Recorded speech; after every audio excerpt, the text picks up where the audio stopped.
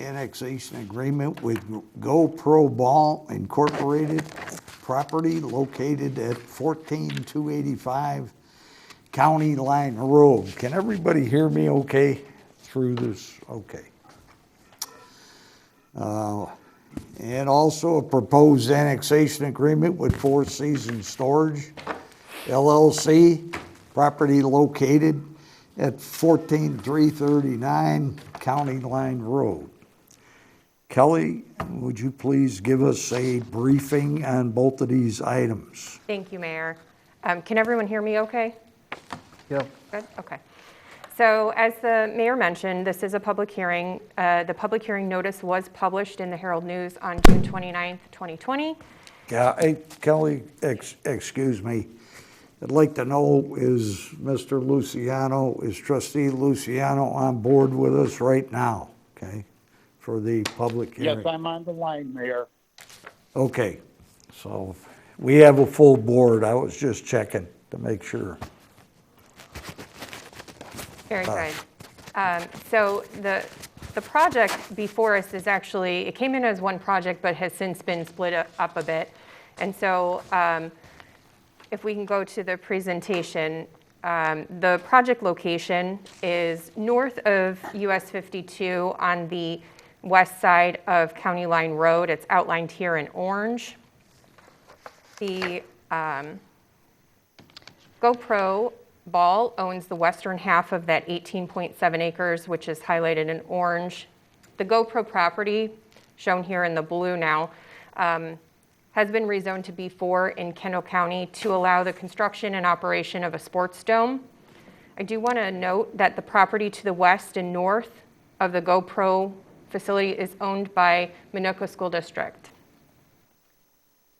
There is a proposal, and so I've outlined here in blue the site plan.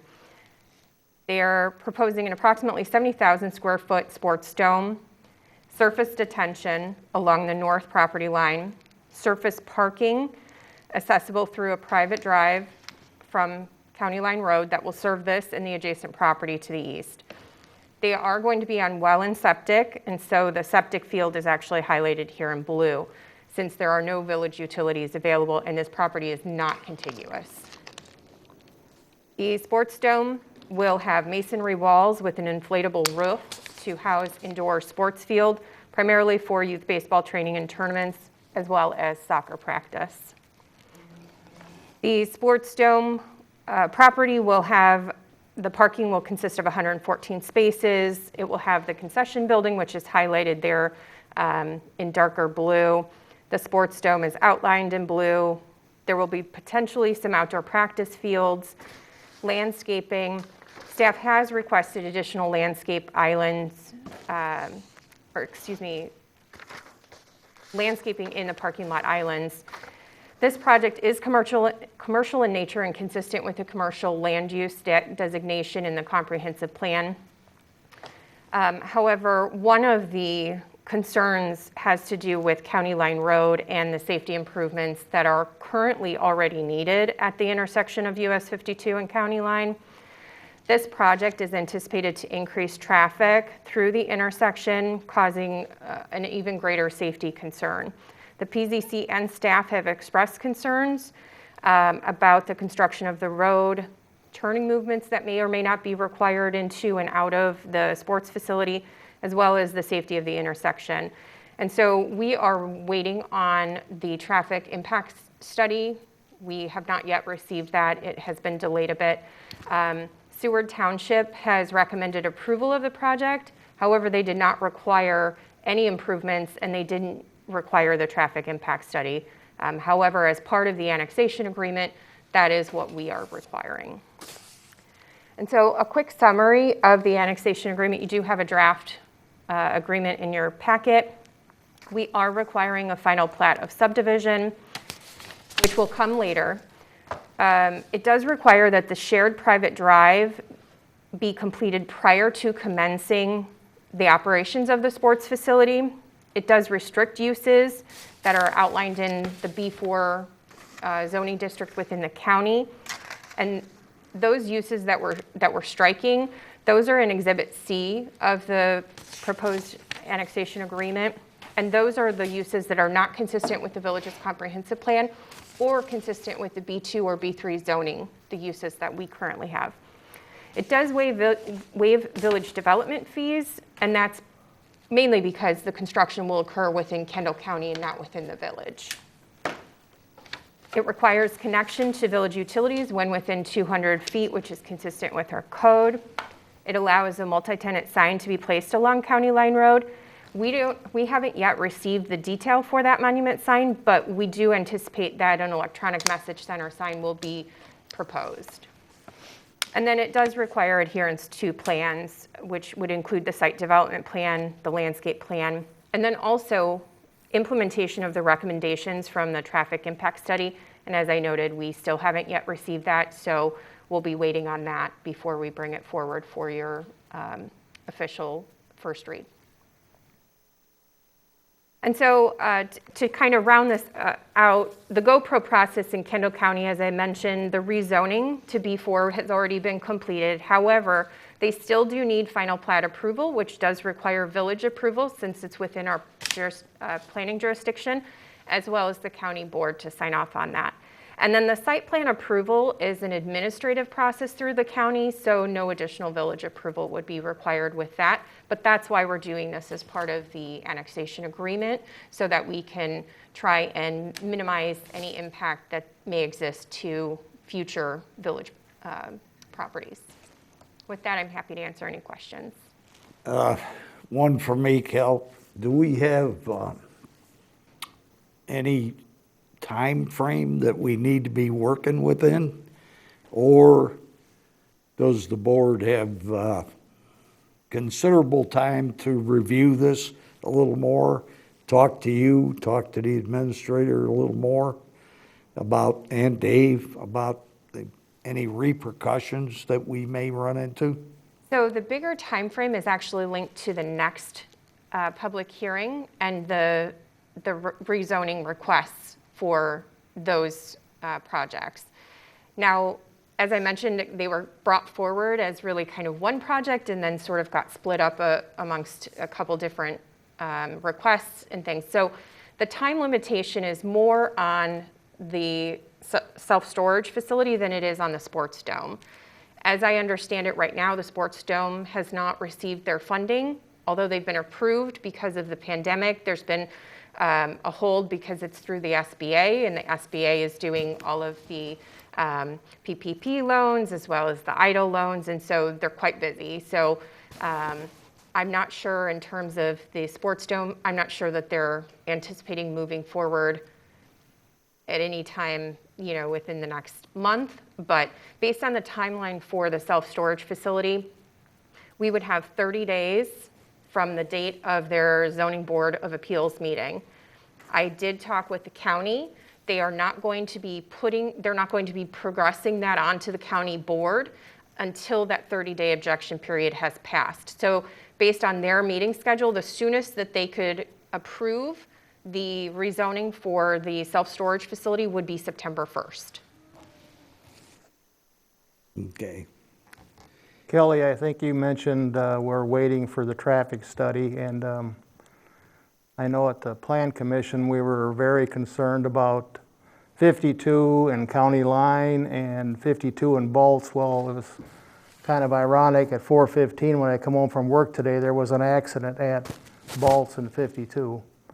And so it's dangerous now. I don't know what it'll be like when this thing goes in. And it doesn't matter what we do here, I think, if the county board at Kendall County has a supermajority, they just can outvote us. Is that correct? So one of the advantages of doing the annexation agreements with both of the property owners is that it does give the village more control over what happens on these properties. If the property owner were not agreeable to this, which both of them have indicated agreement already and have been working with us on the draft terms, then the village board could file an official objection to the rezoning of this self-storage facility.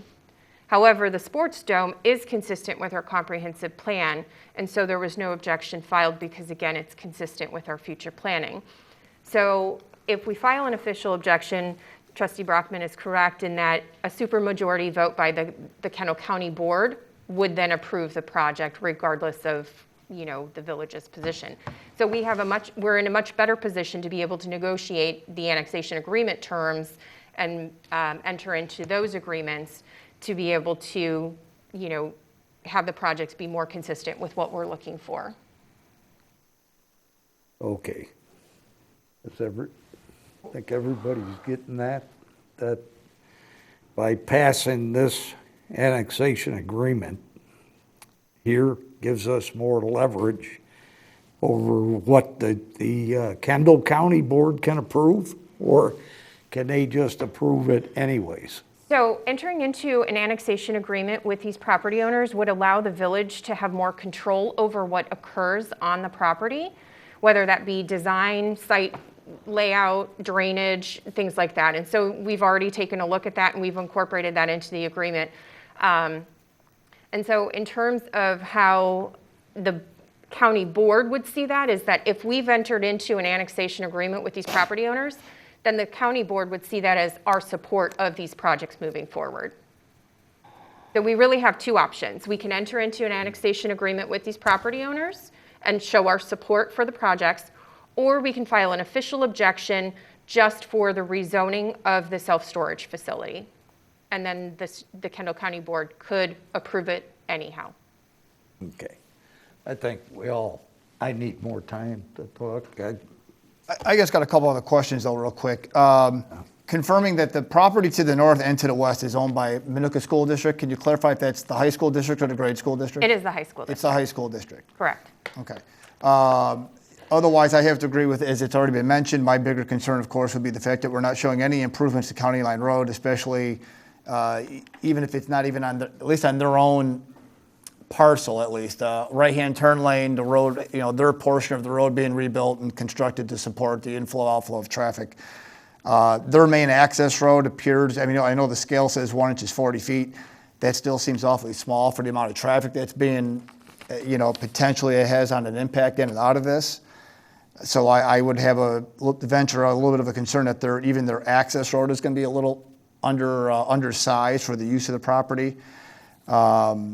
Those are some of my immediate concerns. And again, just to echo, as some of the other trustees have already mentioned and the mayor said, just to have a little more time to review it. And again, wanting to see what kind of traffic impact study we would have at 52 and County Line Road. And so if I could offer clarification. So the purpose of the public hearing now is to be able to open it up to ensure that any public comments can be made and we can, the board can then choose to address those items within the annexation agreement. Then the plan would be for us to come back to the board with a first read of the ordinance for the annexation agreement once we've received the traffic impact study and have been able to review that. And then we'll come back again with the second read. So there'll be multiple times before the board will actually take action on this item, unless you choose to waive the second read, which is a possibility. All right. Any public comment on this issue? It's quite detailed, but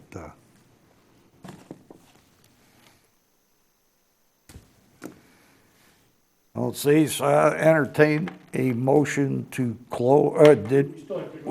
Yeah, we took the. One more agreement? Yeah, okay. The second one. Go ahead, Kel. I'm sorry. Certainly. Okay, so this one is for the other half of the property. And so this would be for the eastern half of the property. It would consist of a proposed self-storage facility and then the future retail along County Line Road. The request at Kendall County is to rezone the self-storage facility property to B3 with a special use to operate the self-storage facility, and then the future retail to B2. So here I've outlined again the property in the subject property. There is proposed an office building in the, I guess, the southern southwest corner, as well as 14 cold storage buildings. There will be surface detention along the northern property line. And again, access to this property will be through the private driveway. And again, this property is also on well and septic with no village utilities available. So these buildings will be metal buildings. We've actually asked them to modify their site plans so that the doors are all facing inward and not towards the street or the adjacent properties. So they've done that for us. They will kind of outline the property. There will be wrought iron style fencing between the buildings, as well as landscaping in between to kind of hide some of the inner workings. And it will comply with the village regulations with regard to self-storage facilities. They are requesting to construct the project in multiple phases. And the first phase, they will build the office. They will pave the entire lot that's shown. They will erect 4 storage buildings in the first phase, and then they're looking to have the temporary outdoor storage of up to 24 RVs, trailers, and camper or boats on a temporary basis. And so what they're asking for is 24 RVs, boats, and campers stored for up to 3 years, then reduce it to 12 for 2 years thereafter, and then none after 5 years. And so what they're hoping to do is be able to build a few buildings, have some outdoor storage, and they'll stripe the locations of where that will be. Then they'll build a couple more buildings, reduce the number of outdoor storage spaces, and then once they're fully built out within 5 years, then they will have no outdoor storage. Self-storage is not considered commercial, which is not consistent with our future land use plan. But the future retail and then the sports dome kind of coupled together help make this project, we think, work. And that's one of the reasons why we've been working with them on these annexation agreements so that we can try and minimize the potential impact.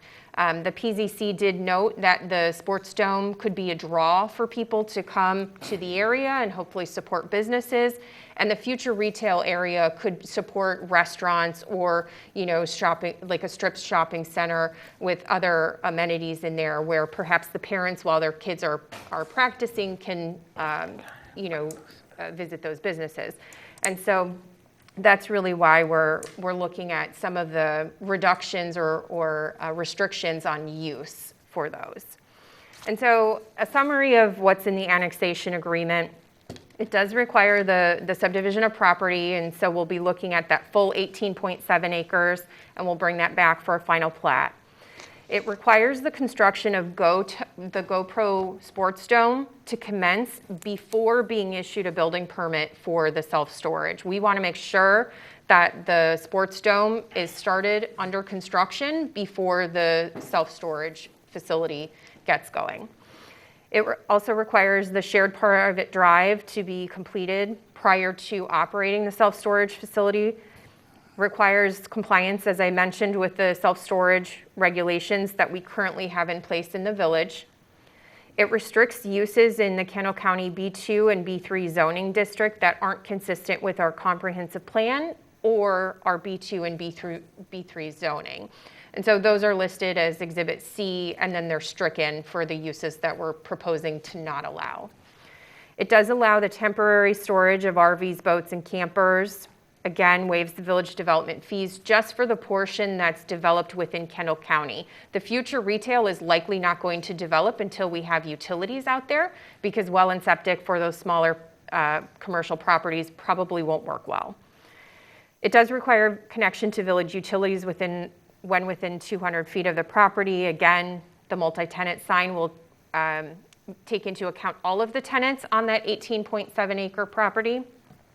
And then it also requires adherence to the site development and landscape plans. So here's where I mentioned previously about the process in Kendall County. They are requesting the rezoning to B2 for the future retail and B3 with a special use for the self-storage facility.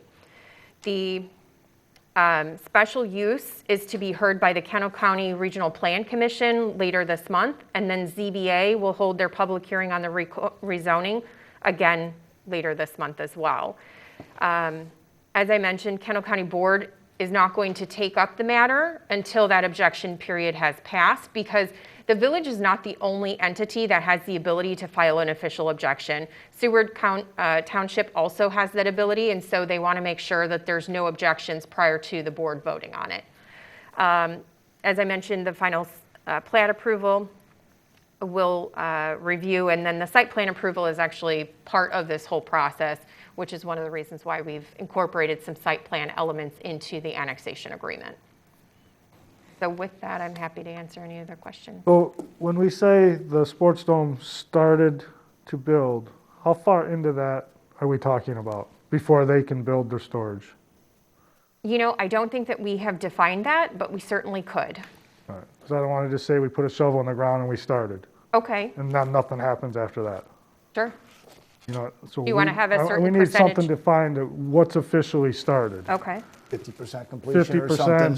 Something, I don't know, but, I mean, you could say you put a shovel in the ground and we just officially started it. Could probably get a better defined time as to build time in regards to Right. days, and then break it down in that aspect versus what the storage facility may need also. Okay. My question would be regarding the retail, and I don't know if you know this yet, Ms. Chrissy. Will they have to put in additional drainage on that, or will the two properties already be able to adequately catch all runoff of that? so that's something that I need to confirm. We haven't gone through all of the engineering to date, partly because they haven't gotten through to their final engineering yet. And so that'll be part of the final plat approval. We could certainly require that they put in detention for the retail now. My only concern, of course, would be is if the drainage is put in prior and it's being caught on the other two parcels, that just allows for more retail, potential retail space to exist versus taking that away at a later date. I'm not sure I follow, I'm sorry. As opposed to them having to take a portion of their retail piece to have to put detention in. Yes. And lose, you're going to lose occupancy space. So if I could, I know it didn't show it on any of the drawings. I just didn't know if there was any conversation that had occurred yet. So one of the things that we still have to work out on the final plat is, if you look up at the screen here, the detention area that's to the north, that whole piece, and then the retail piece, that's one lot. And so the detention is technically on the retail lot, not on the storage lot. So maybe it would be encompassing them. Okay, just wasn't sure the way it showed on one of the drafts, so.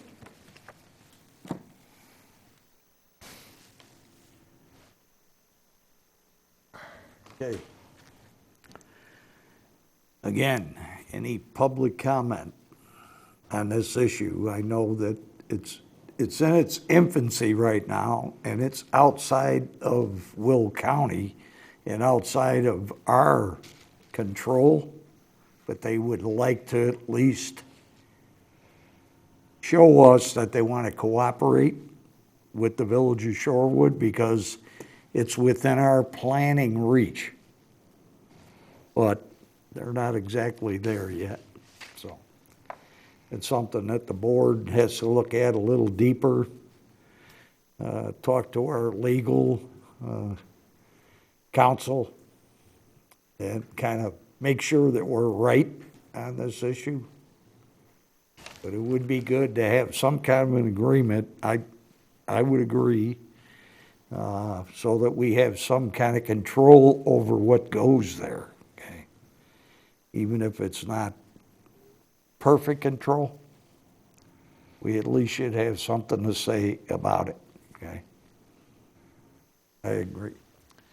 Any other questions for Kelly Mayor, about this issue? Or can I any- just ask, is Attorney Dan Kramer on the phone? Okay. They may not have heard you. Oh, Try them again. is Attorney Dan Kramer on the phone? Apparently not. Okay. Did we have to inform the property owners about this public hearing? So we've been working with Attorney Dan Kramer on the matter, and he was representing both property owners. And so we've been in communication with him frequently about the project and then the terms of the annexation agreement. And we've actually even been in contact with Kendall County to understand where they're at in the process, and we're coordinating the review of documents. So there's been plenty of communication with the attorney who represents the property owners. Okay. Okay, if there aren't any other questions, I believe I need a motion to close the public hearing. So So move. moved. Second. And a second. Diane, roll call, please. Brockman, Yes.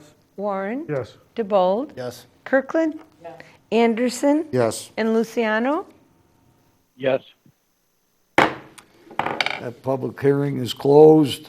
I'd like to open the regular village board meeting for the village of Shorewood on July the 14th in the year 2020.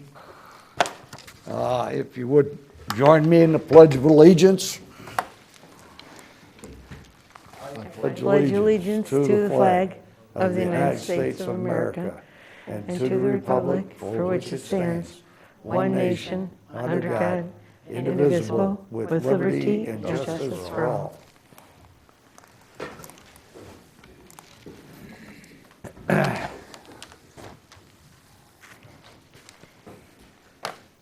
Diane, roll call, please.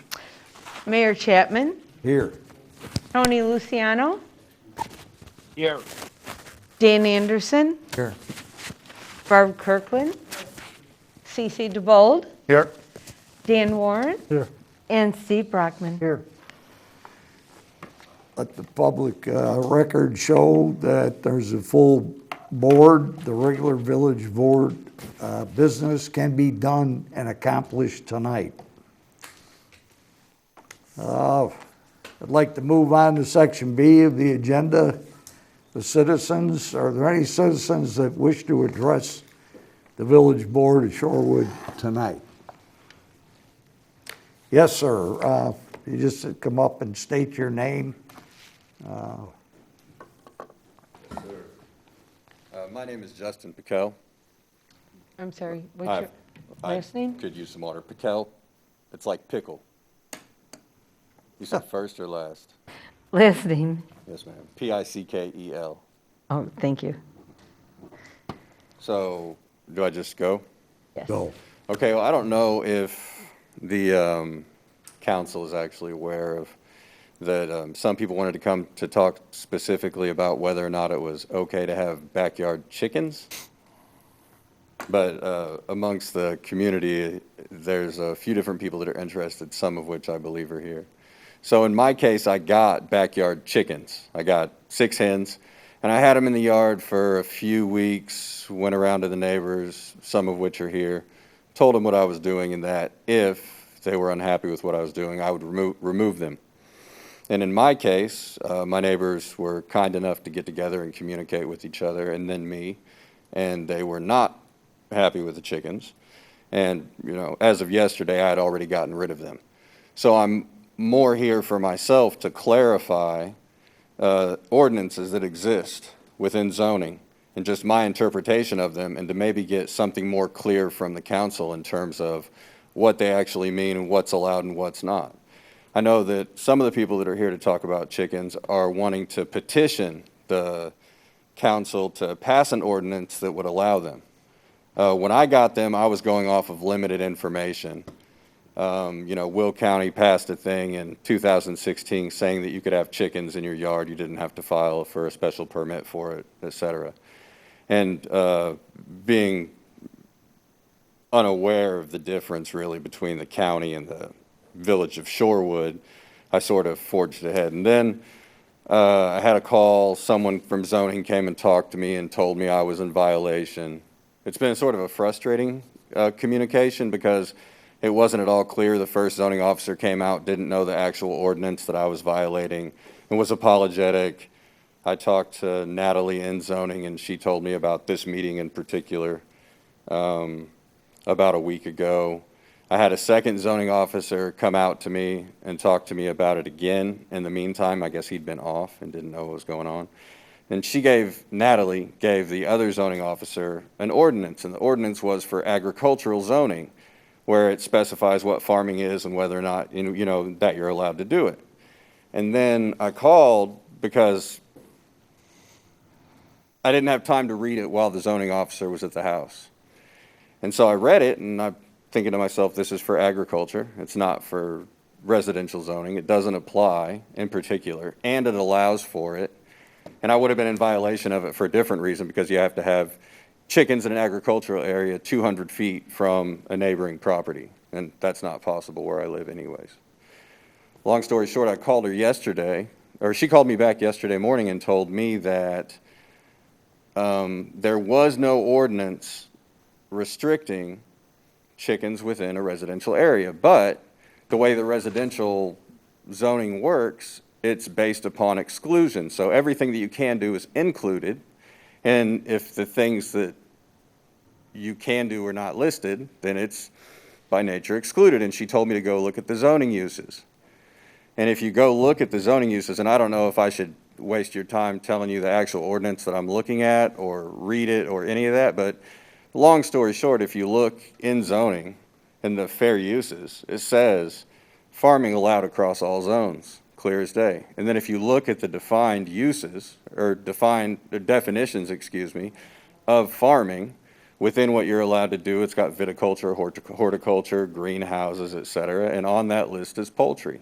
So based on my understanding, and at this point I've gotten rid of my chickens, but this is what I'm here for. I'm talking to zoning and they're telling me that chickens are not allowed, and I'm looking at the rules and it pretty clearly says to me that they are. Now in my case, I talked to my neighbors, and just on my word, I told them if they were unhappy with it, I'd get rid of them. They were, and I did. So I know that's not going to be the same for everybody.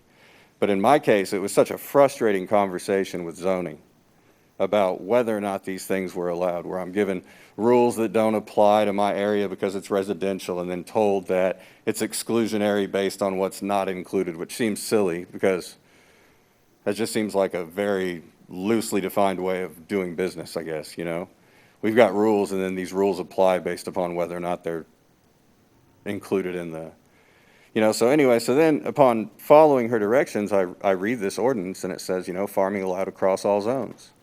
And if farming includes poultry, which it does in the, village's definition of farming, then my rationale says that you're allowed to have poultry in a residential area. Now, I do understand that maybe that's not what actually people want in the neighborhood. But in my opinion, there are people here that are going to petition or would like to petition the council, or already have, to allow chickens. But based on my reading, they're already allowed, and it should be the opposite. People who do not want chickens should be the ones to have to petition to change the ordinance in that favor. And that's I guess, my piece, all I have to say. And we appreciate that, and we're going to have to clarify all that. If there's a mix-up here in our code, the exclusion, okay, the exclusion part, if it's not there. Mr. Administrator, we've been talking about this, so is there any clarification from code enforcement or yourself that can help this gentleman out? Sure. Basically, the code that we have today has been in place for over 25 years, okay? So it really hasn't been clarified in a significant period of time. However, staff believes there's enough information in the code to interpret it in a way that says, basically, if you are agriculturally zoned, then yes, you can farm, you can have poultry and other animals. Okay, time out right at that issue. This gentleman says that if it's residential, you can do farming. Isn't that what you said? Yeah, it's under 10.3.6, agriculture is a permitted use. The first sentence says, farming shall be permitted in any zoning district. And I think the difference here, and Kelly can correct me if I'm wrong, is that we have residentially zoned lots that are unimproved. And in those instances, yes, you could have farming activity. However, when you have developed, improved the properties that are residentially zoned, then it's residential. And there's no exception that would allow for farming or for the raising of poultry.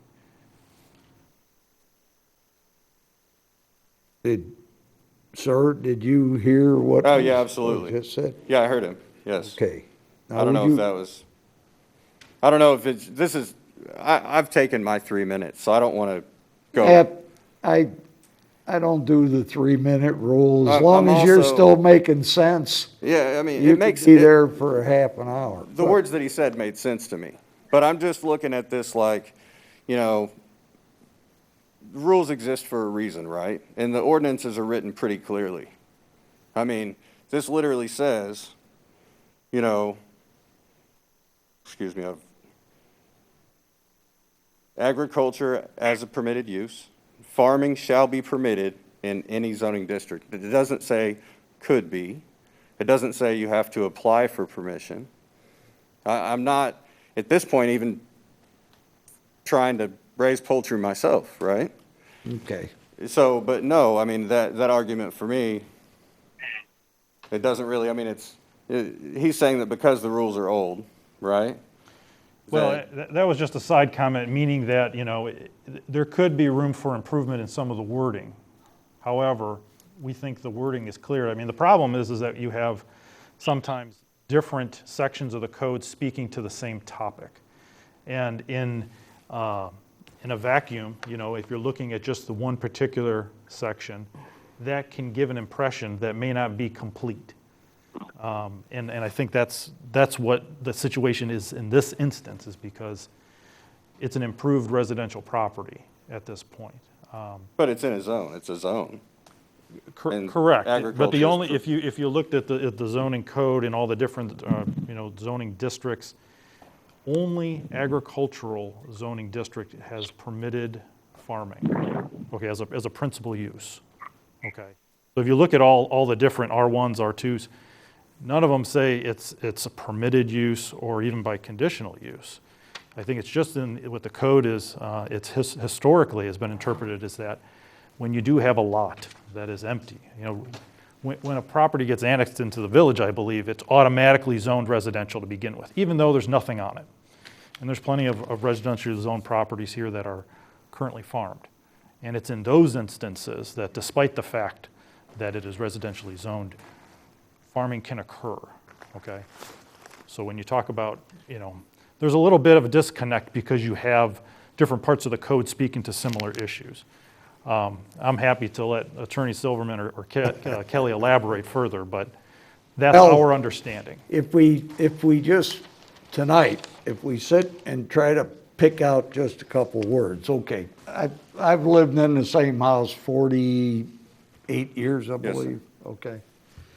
Here in the village, it's always been my understanding, okay, because I never went hunting for it, but it's always been my understanding that I couldn't raise chickens in my backyard, okay?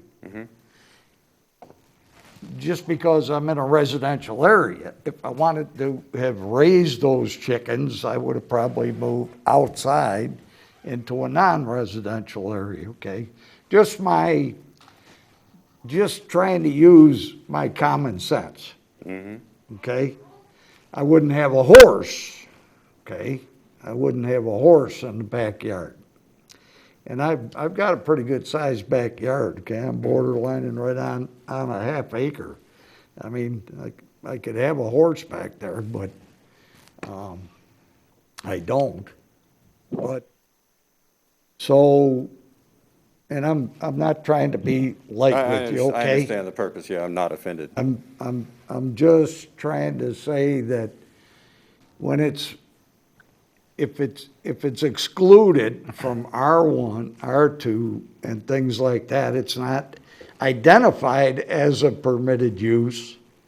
Well, right, okay, so my neighbor, called because Yeah. I had violated what they perceived as the zoning laws, which is fair. There are rules, right? It's that Right, simple. that was a And fair it makes thing sense for to them me. to do. But within the rules, it has this phrase that to me very clearly states, and it's not taken out of context or from something random. I mean, I looked for other things. I went through hazardous waste materials, like health conditions, like could chicken poop be considered a hazardous waste? There are some things, like if there was an odor, obviously, even if it were allowed, the village could still have it removed. But to me, it's very clear that it's allowed. So I did something, moved forward, thinking it was within the rules. Well, Right. we've got a disagreement on the way it's interpreted. Right, and I was okay? actually, hoping for, clarification from one of you, I mean, I talked to zoning, they have what they think, how it is. It was sort of a meandering path that led me to this point, Okay, now So, you can, May I? yeah, you can sit down. Thanks. Thank you. Hey, thanks for that input. This is Tony Luciano. I just want to add a comment here because we had discussed this at the Citizens Advisory Committee when we first began 2 years ago when a resident inquired about the same thing and there was confusion then. We had the village manager, I think at that time it was Roger, check into it with the village attorney, and it turns out that what Jim Collada mentioned was what they came up with. As a resident or residential property, you could not have chickens. It had to be agriculturally zoned. Now, I don't know if we're going to be able to settle this tonight, but I think maybe we need to have the attorney look into it and interpret the language better or clear up the language so we can move on. Thank you. Dave, you got any comments on this? Well, yeah, Mayor, I think Mr. Collada's point that you have to look at the zoning ordinance in its totality. I think that provision was originally put in there when the village was annexing farmland around. But I don't think that agricultural is an accessory use in a residential district. So Right. once you establish these residential uses, then the farming as a principal use is no longer allowable. It becomes an accessory use because the house is the principal use. Okay? So it is a bit confusing if you don't work with these things all the time, and I certainly understand how the gentleman might read it. But the interpretation by our zoning officers, probably the last 3 or 4 of them, have been that it's not permitted. Now, if the board wants, we can certainly clarify it, to make sure that it's clear that it's not permitted, so people don't run into problems. I'm sure there's some people here that might want to see it permitted. So that's going to be the decision that you guys have to make, and we can certainly implement the ordinances to clarify it if you think it's necessary, or to allow it if you think that's a good idea. But I think what the zoning officers have always looked at is the totality of the situation in reading the zoning ordinance, and once the residential uses are established, the farming, which may have been a permitted use as a primary use, becomes an accessory use and you can't do it. I think that's where it comes from. Okay. Thank you, Dave. Are there any other citizens that wish to address this issue and address the board? Just come up to the podium, please, state your name. The young man can state his too. Okay, sounds good. First name Maximino, last name Sedano. What's your name, pal? Excuse me, could you spell that? Maximino. Last name Cedano. Thank you. First and foremost, we want to take the time to say thank you to all of you for listening to what we have to say today. Yeah, try to speak right into the microphone because you are on television. Okay, sounds Okay. good. So we're here today because we own 8 backyard hens. And we got a complaint not too long ago saying that someone had complained about our chickens. So we did what we could to provide as much information showing and explaining that there should be no reason why there's a complaint. So we went around to our neighbors, we started a petition, and our neighbors were shocked to find out that we even had hens. And even neighboring street, the people who could visually see our hen house, we asked them as well if they were okay with us having them, and they were delighted to sign the petition that we had started.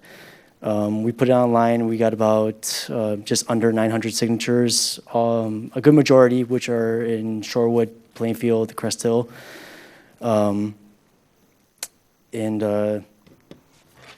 Sorry. Yeah, so we got some feedback from some of Sheldon's teachers. Positive feedback. They were able to bring by a couple letters showing how he has grown as a student, confident, and the chickens provide companionship through all this COVID going around, craziness going around. And we've had them for some time now, and we've lived in Shorewood for about a year, and this is our first complaint that we've got. It wasn't from any of our neighbors because they were all delighted to sign our petition, but nonetheless, doesn't matter who it came from. But we're trying to do whatever we can to be able to keep our backyard hens. We live on a half-acre property. I know you explained you have a large lot yourself. You wouldn't get a horse. I understand that, but we do own a half-acre property, plenty spacious. Anything else? If it would be something as simple as a fence, we've gotten a quote to fence off our entire property if need be. We want to do everything by the books and still be able to keep our hens because we treat them like we would our dogs, which we have too. We have our daily routine: get home, take care of the dogs, go to the chicken coop, take care of the chickens, spend time, pick them up, enjoy them. So they are our pets, and we want to do whatever we can to be able to keep them. We're not sure what steps we have to take, but that's why we're here. Okay. I've got letters from the teachers from the school because our yard backs up to the Troy Shorewood Elementary School. All the names from our petition, which were plenty, and an overview picture of our lot and our neighbors. Can we share this with you guys, pass it around, or kind of? Yeah. Actually, I want to see the baby. Okay, so, let me see that. 2 weeks old tomorrow. Oh, man. So, Pretty cool The for an old highlighted man. property is ours. Here you see this is Shorewood School. We live off of Helene and School Road. The fire department there. Our street is a dead-end street, you'll see here. It's just a small Helene road. This is Shanahan, and this is another dead-end road. These properties here, you'll see, are the ones that can actually see the hen house we built there. And then with our neighbors, we did go collect their signatures, how they felt, if they were a nuisance, as Okay. Justin came. But this is my son, We're not Sheldon. supposed to touch, I'm sorry. Yeah, I almost forgot. Yep. So just wave. But that's the did. aerial view of our property. Okay, thank you.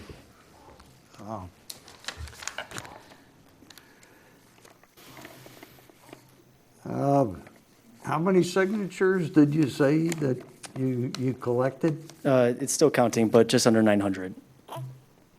Okay, I think, Along with all of our neighbors and people who could visually see our yard. okay.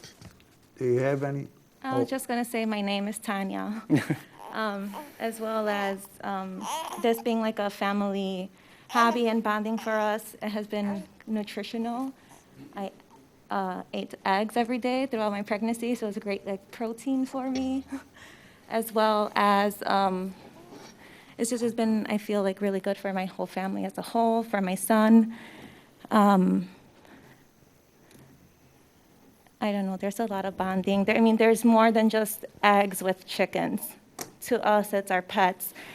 It's a learning experience, I think, for ourselves, even our extended family members who had no idea what to do to raise them. I've learned a great deal about raising hens. I had no idea what we got ourselves into, but we went to go buy dog food one day and came back home with little baby chicks.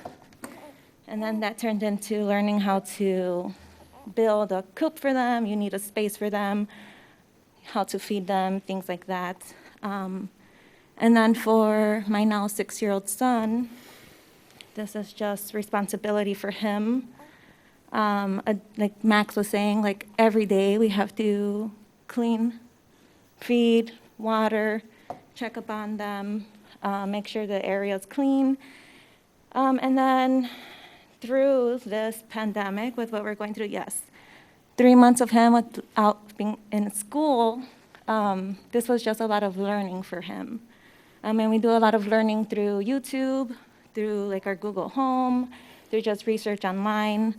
So it has been positive for my son to have it during this time. I just wanted to add that as well. Let me ask you a hypothetical question. If this village board, and I have no idea what the other 6 people are thinking right now, but if they were to petition to put this on a referendum for a public vote at the next consolidated election, how do you think that would turn out? We've gotten really positive feedback from all over the community, Shorewood in particular. I think it would be a positive outcome if there was a petition for it. On our Facebook social media, I am in several Shorewood community pages. I have put the online petition on there, and the amount of support from the community is honestly overwhelming. It's tremendous. Mr. Justin and his wife had reached out to us from neighboring towns, Plainfield, Naperville, Minooka. I mean, everyone is just like, honestly, it's been positively overwhelming how much support and how popular chickens are actually becoming. There was just an article posted out today about how, because of the pandemic, the backyard chickens is kind of trending, I feel like, right now. But they're everywhere. And I think it would go well in our favor.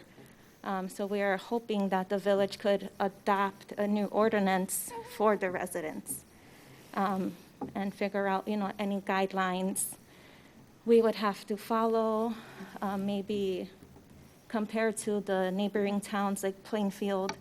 They can have 6. Joliet can have 8.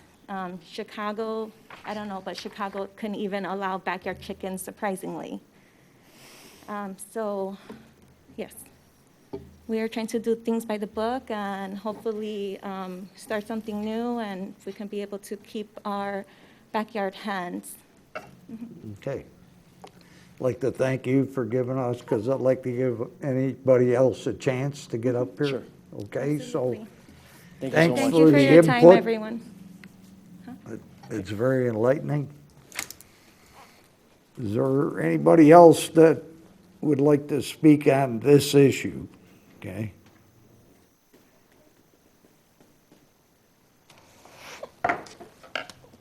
James Gajak.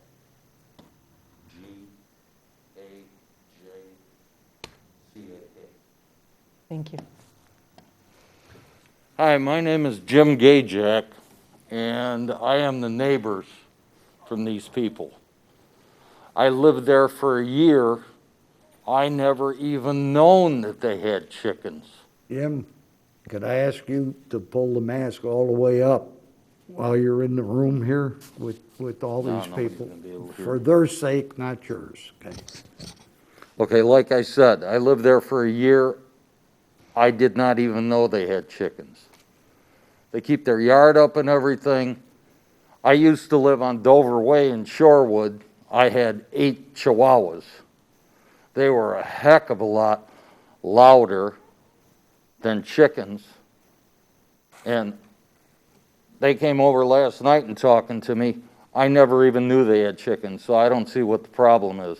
Their backyard backs up to a hedgerow by Tyson Chrysler, and the houses there on Helene are pretty far apart, so I don't see where the problem is. Okay, All right? thank you. Thank you. Thanks for the input.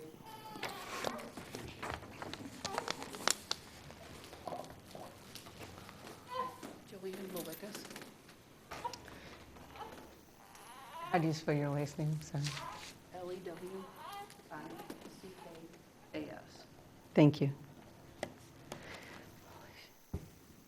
Hi, I would just like to say we are the back neighbors to the gentleman. The chicken coop is 40 feet away from my patio doors. He never approached us to ask us if he could do this. We just have small lots. We're in the city. I don't understand why you would want to have chickens on that small of a lot. All the neighbors that are here, we have small lots. We all butt up together. It is too small of an area to have chickens, to raise chickens. Okay. I mean, I have pictures if you'd like to see them. We'd love any information that you can help us with on this issue. They're gonna be on you. There's no way there's 200 feet that he can, Yeah. where he could put it. Well, now, I don't know how logistically we're gonna get That's anything. his backyard. That's the coop. That's already up. We send them somehow? Mm.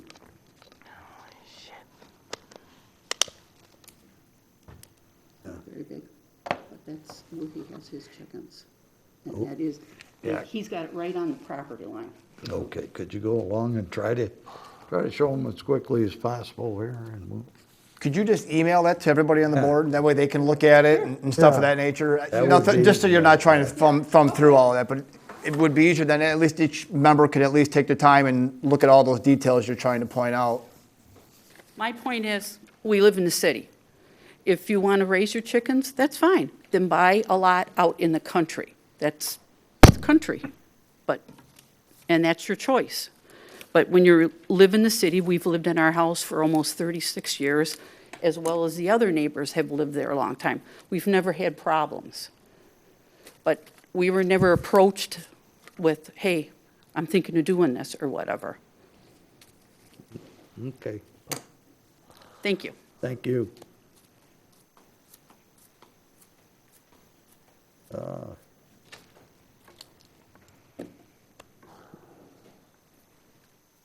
Hi.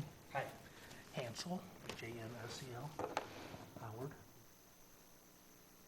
H-O-W-A-R-D? Yes. Perfect, thank you. Good? Good evening, Mayor Chapman, Board of Trustees. Hansel Howard, 1127 Moreland Avenue in the Country West here in Shorewood. I am the next door neighbor of Mr. Burkell, okay? Everything he spoke about tonight is pretty true. He came to me, asked me. I was a little shocked. My first question to him was, what did the village say? He indicated to me that he spoke with you and you gave him permission, which turns out he had no permission. He lied to us. He lied to myself. I believe he lied to my neighbor from on the other side. I believe what Mr. Silverman has said tonight really clarifies a lot, is that maybe the ordinance needs to be re-clarified. Because what's next? Ducks? Shetland ponies? We don't know. And that's my concern, if we let this go. But I believe, to be fair, the village probably needs to take a look at this ordinance and really clarify it. Thank you. Thank you.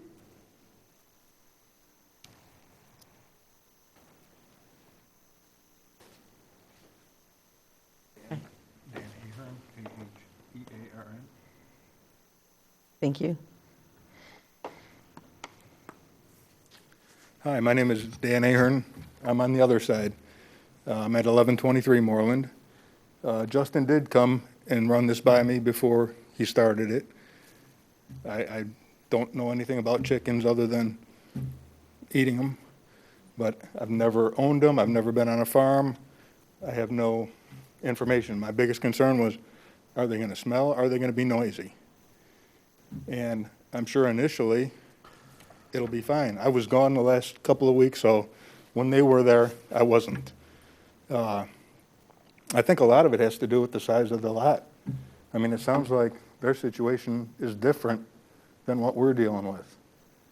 Our lots are a lot smaller, so you're going to have more impact with your neighbors. So again, I was taking a wait-and-see approach to it because I have no information on how loud they are or how much they stink. That's my biggest concern. And if they attract any other kind of, if their feed attracts any other kind of rodents or anything. So I think a lot of it has to do with the size of the lot. Thank you. Thank you.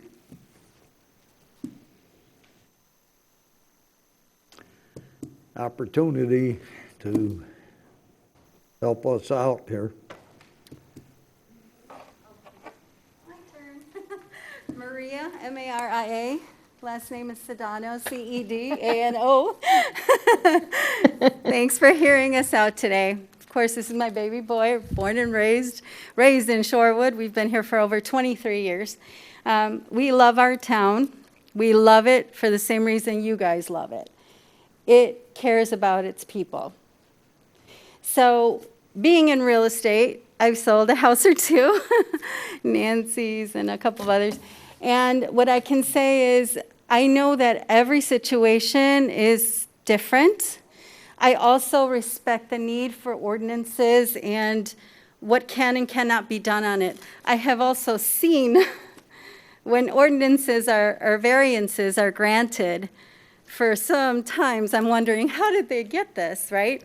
So this is something that I think should be looked at, considered. It's not your standard Shorewood lot. I was in Lake Forest this morning. I understand you can't have chickens there. It's not logical. But if you go in the beach area on Helene Street, where the lots are long and young kids are coming in and staying in Shorewood and wanting to beautify Shorewood, it is an improvement. I've been around the neighbors' lots, sometimes we just can't get to our grass. Sometimes we can't weed things out, and I understand and respect. But I know that many of the neighbors had no idea of these chickens because they're not cleaned weekly. They're not fed weekly. He doesn't go and buy feed outside. This family actually purchases from a Shorewood business to feed them. Being young, I understand that perhaps they could have used some guidance with going about petitioning for a variance and things like that. I have no doubt that they built behind the setback. And it seems almost like a natural idea. The little guy wanted to open up and be less shy and communicate, and the little chicks were cute, and it started as not that big of a deal. Now that they're part of the family, I would hope that you would at least say, well, let's look at the lot. Does it fit? Sometimes yards are over by a little bit, the fence lines are over by a little bit, and you grant a variance because it fits, right? Sometimes people put up things that perhaps should be a little more measured. Totally respect guidelines, ordinances, and in my field, the importance for needing to have rules, right and wrong. But I also have been in Shorewood long enough to know that sometimes you can look at something and say, this fits and this doesn't fit. I know that place, the neighbors aren't smelling anything because that place is cleaned daily. The feed is changed, purchased, the bedding is purchased locally. This is not only therapeutic for the children because they've named them, as the teachers can attest, it's actually an improvement to the way the lot looked like before it was purchased. I'm so glad they ended up staying here instead of leaving for a farmland. They don't need 50 acres. They just want to raise their kids with a few chickens. And the lot does accommodate for that. The ordinance maybe not, but the lot absolutely. And like I said, I know that Shorewood cares, and I hope it cares enough to at least take a look at it. It's really nice, impressive, the way it's clean. You can't smell them, you can't hear them. It's not on the lot line, it's actually set behind, so it's not even visible unless you're the neighbor behind. But clearly a fence or something that would block that view would be an improvement too. So that's my 2 cents. Thank you so much. Okay. Thank you. Anyone else before we wrap this part up? May I have 30 more seconds before I leave? You certainly may. Okay, just to address, I think when you're publicly called a liar in a setting like this, you should probably at least superficially defend yourself. So I understand why my neighbor might think, I can see how you could misinterpret what I'd said with saying that I had permission. I think it's obvious as I stood here earlier that I thought and still think that within the rules as they're written, I was within what the rules were. And I did go around to just 2 of my neighbors initially, the ones to the side, and told them what I was doing. And I said, the village of Shorewood allows it, right? So it was within my understanding. I did not at any point in time imply, and obviously did not ask for directly permission to do this, or I probably would have been told no and not gotten permission.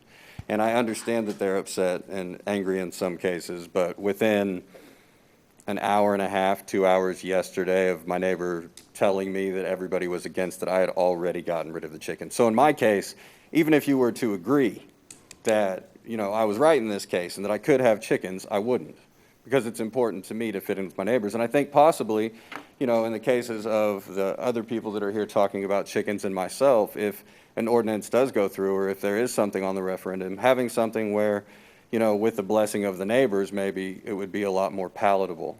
Because in my case, I still wouldn't be able to have chickens, and in their case, it sounds like they would, and it sounds like it makes more sense for them than it did for us where we were at. So that's my 2 cents, and I just wanted to say all that. I appreciate it. Okay.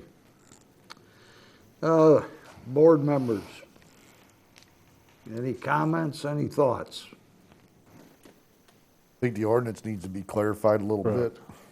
I would say Well, we should do but, that. what I mean is, we can clarify it in 2 directions. We can clarify it to allow them, and we can clarify it not to allow.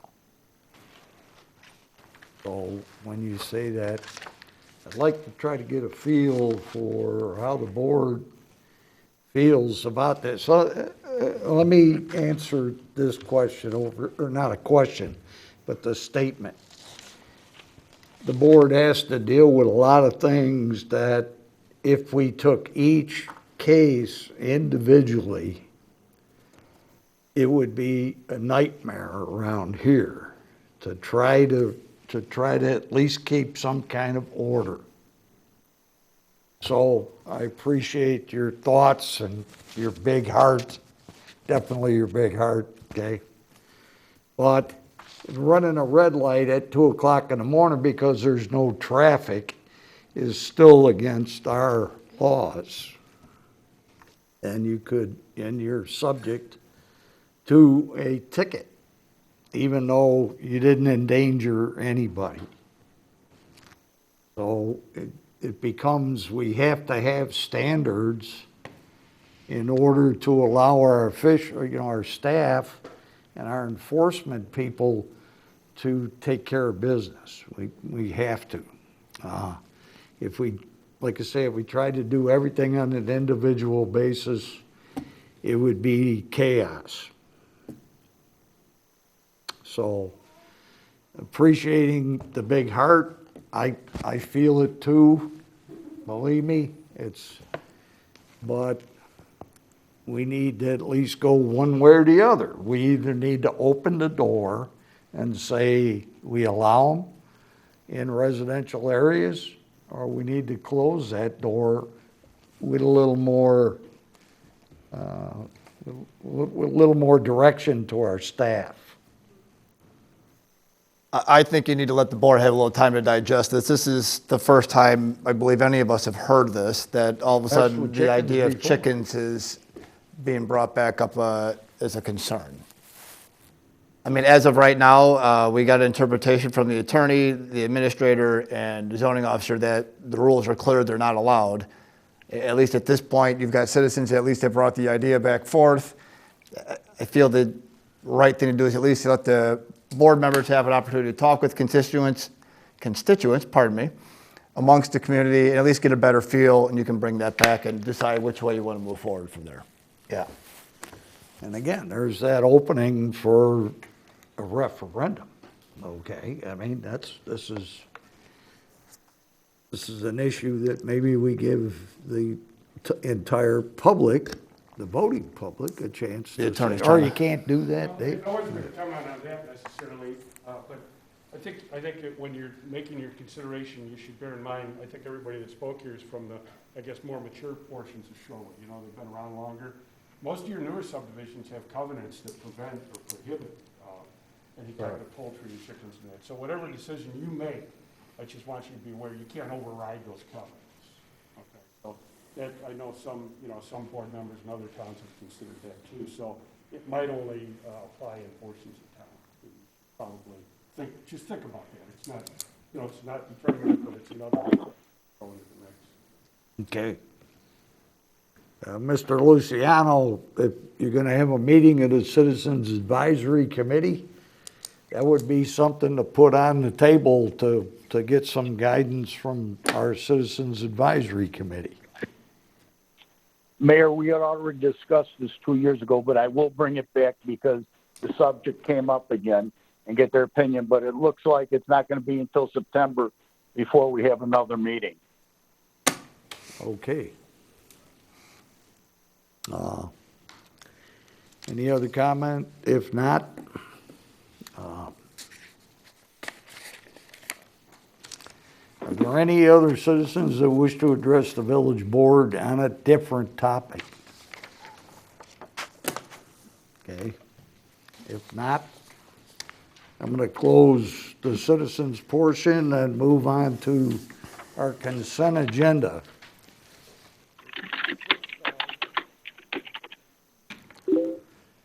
The approval of the regular meeting minutes for June the 23rd. Approval of the committee of the whole meeting minutes for June the 23rd. Number 3, approval of accounts payable in the amount of $813,567.18. Number 4, approval of a payment in the amount of $14,687.50 to RJN Group for the 2020 Sewer Rehabilitation Program.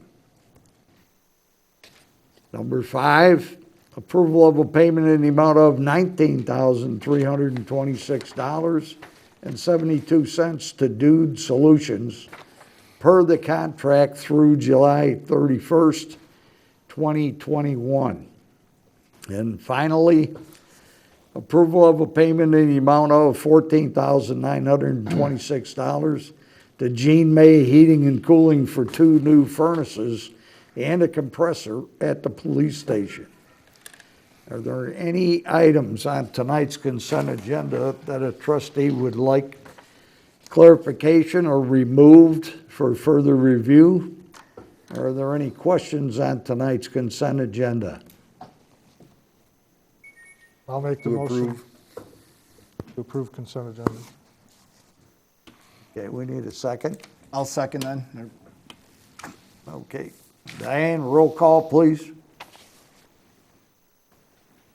Anderson, Yes. Kirkland, DeBold, Yes. Warren, Yes. Brockman, Yes. and Luciano. Yes. Okay, the consent agenda stands approved as read. We move on to reports and communications. I have no proclamations. Were there any communications to the board, Diane? No. Okay.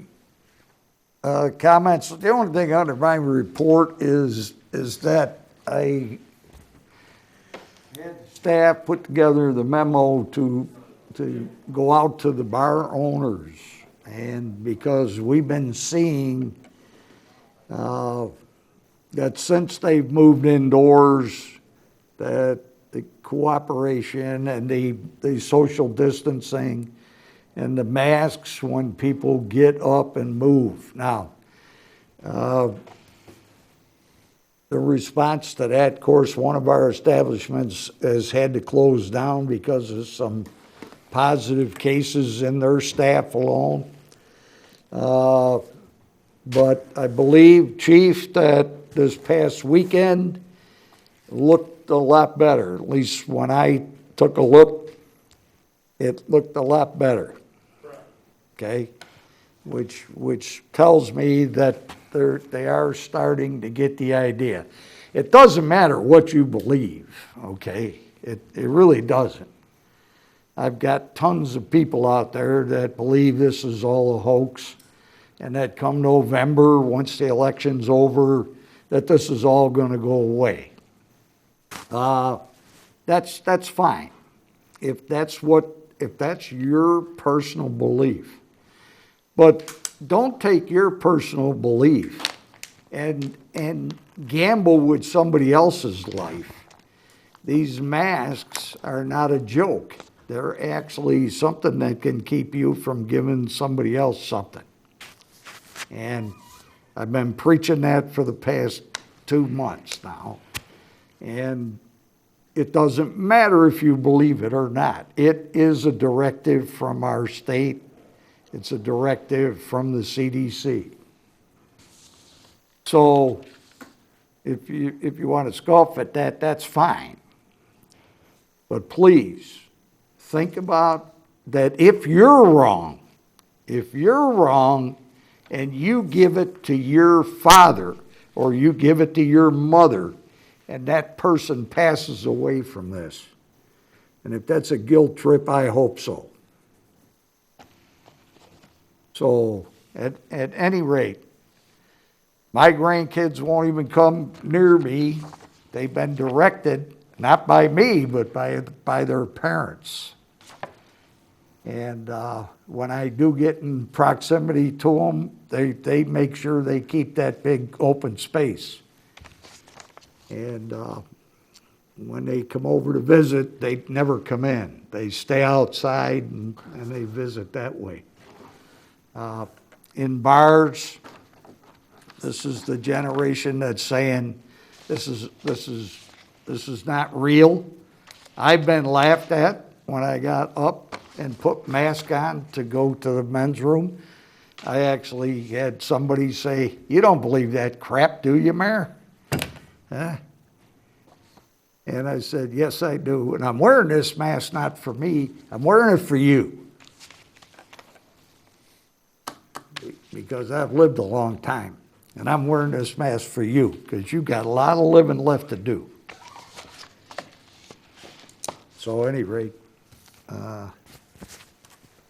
I took an opportunity to preach.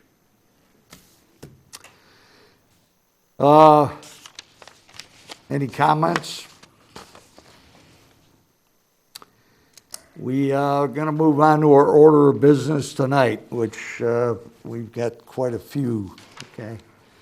So business item number 1, consideration for the approval of an ordinance granting a conditional use for a truck and a trailer repair facility at 301 Almond Dodge Drive in the village of Shorewood, Will County, Illinois.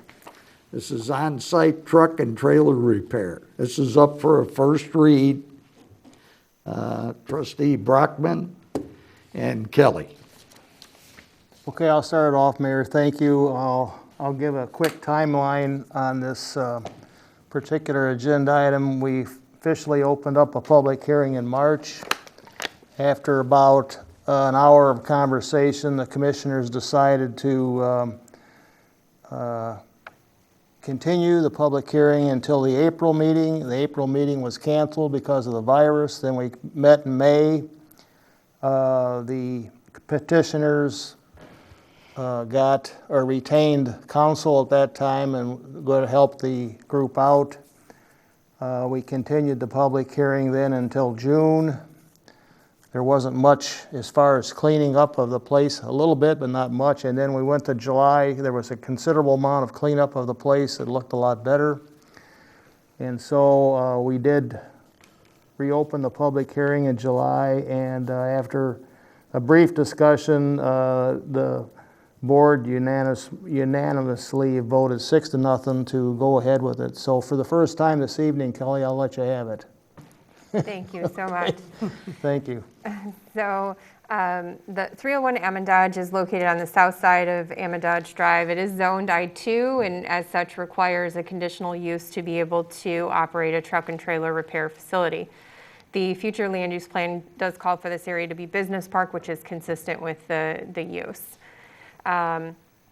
So on-site occupies the front buildings, which is outlined here in orange. However, there are other tenants that occupy the rear third of the site, the south part of the site, which is highlighted there in red. The attorney, Mr. Cortina, is on the call here, has indicated that the owner is working to vacate the southern portion of the site. Hopefully that will provide more space for on-site to be able to operate their business from. They have applied for a fence permit to install a privacy fence for the screening of trucks and equipment. It's a little difficult to see on the screen here, but it's on the western property line connecting to the front of the building. The layout of the building really is to support the 24/7 emergency road service and repair facility for trucks and trailers. They primarily do repairs roadside if possible, but otherwise they may need to bring it to their facility for repair. So the photo shown here was taken on April 10th.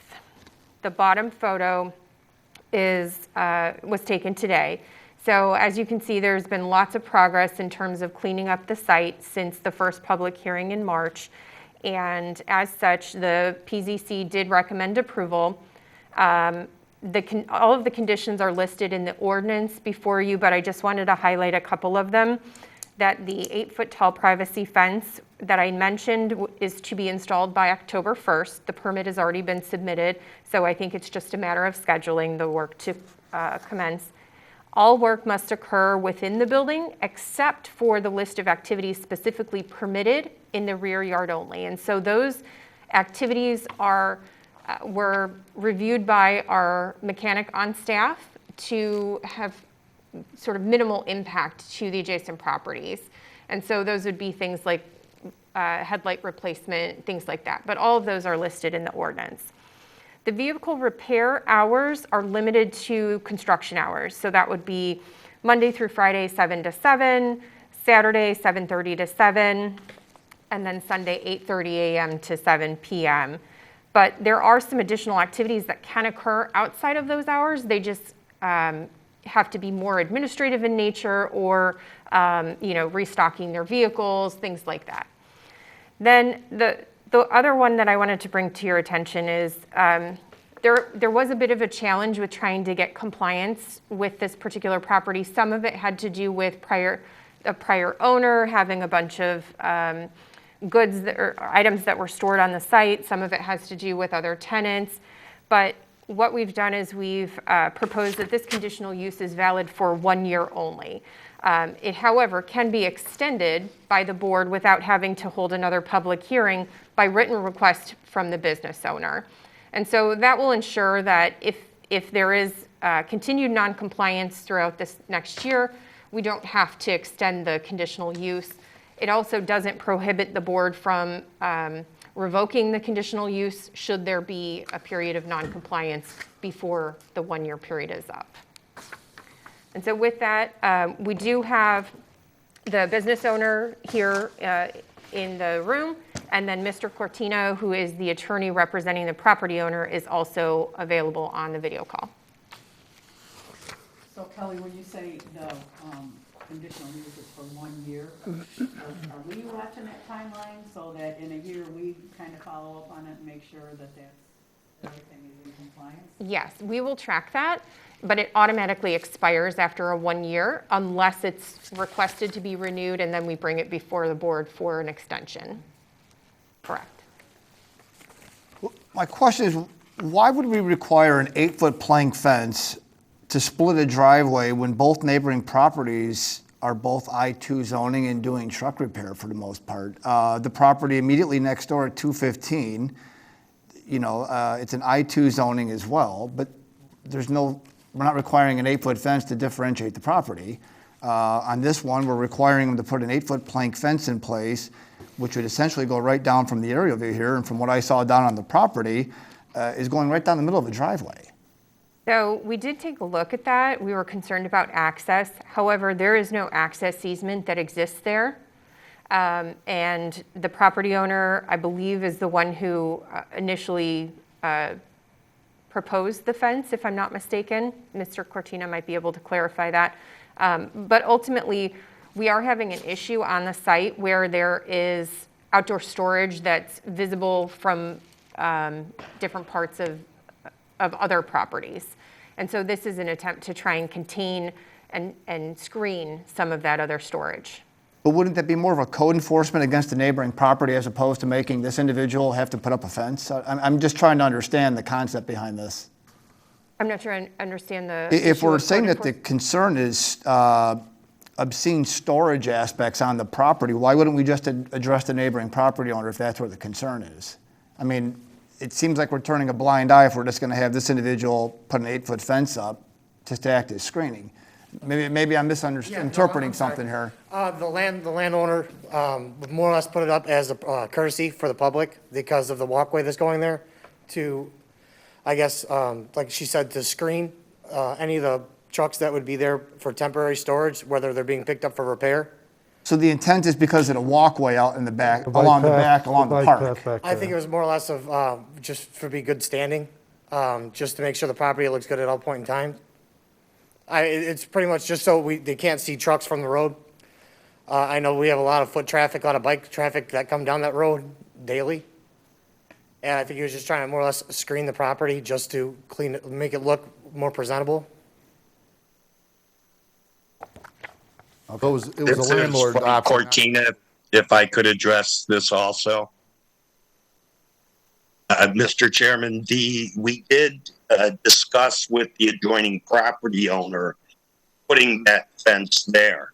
And the tenant that adjoins us, not the end tenant, but the tenant that adjoins us, would be happier that that fence is going up because they're quite unhappy with that being used as a driveway. Okay. So it no We're going to eliminate the common access point to help separate the properties then.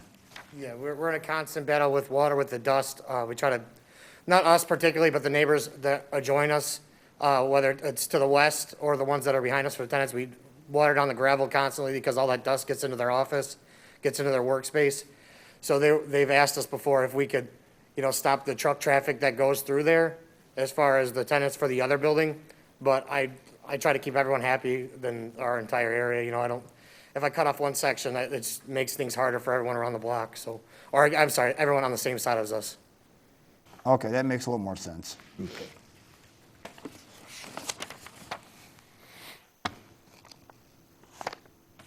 Mr. Cortina, anything else briefly? No, I think you've had a lot of public comment tonight, and I would just hope the board would approve this. Okay, thank you. Anything else from the board? I don't think there's anybody happier than my vice chair and myself and Kelly to get this beyond us, and then the staff can go ahead and work on other problems, especially just to the west of this place. So I will make a motion to approve ordinance granting a conditional use for a truck and trailer repair facility, 301 Amandage Drive in the village of Shorewood, and waive the second read. Second. Okay. Diane, roll call. Luciano, Yes. Brockman, Yes. Warren. Yes. DeBold. Yes. Kirkland. And Anderson. Yes. Agenda item number 1 has been approved. Thank you for your time. We're going to move on to number 2, consideration for approval of an ordinance granting a conditional use for a garage for the storage of motor vehicles at 400 Earl Road, Unit D, in the village of Shorewood, Will County, Illinois. This is Elite Ambulance. This is also up for a first read. Trustee Brockman and Kelly. Okay, Mike Collins came before us representing Prime Industries. They want to use part of the building over there for Elite Ambulance, storage of vehicles in there, particularly Unit D.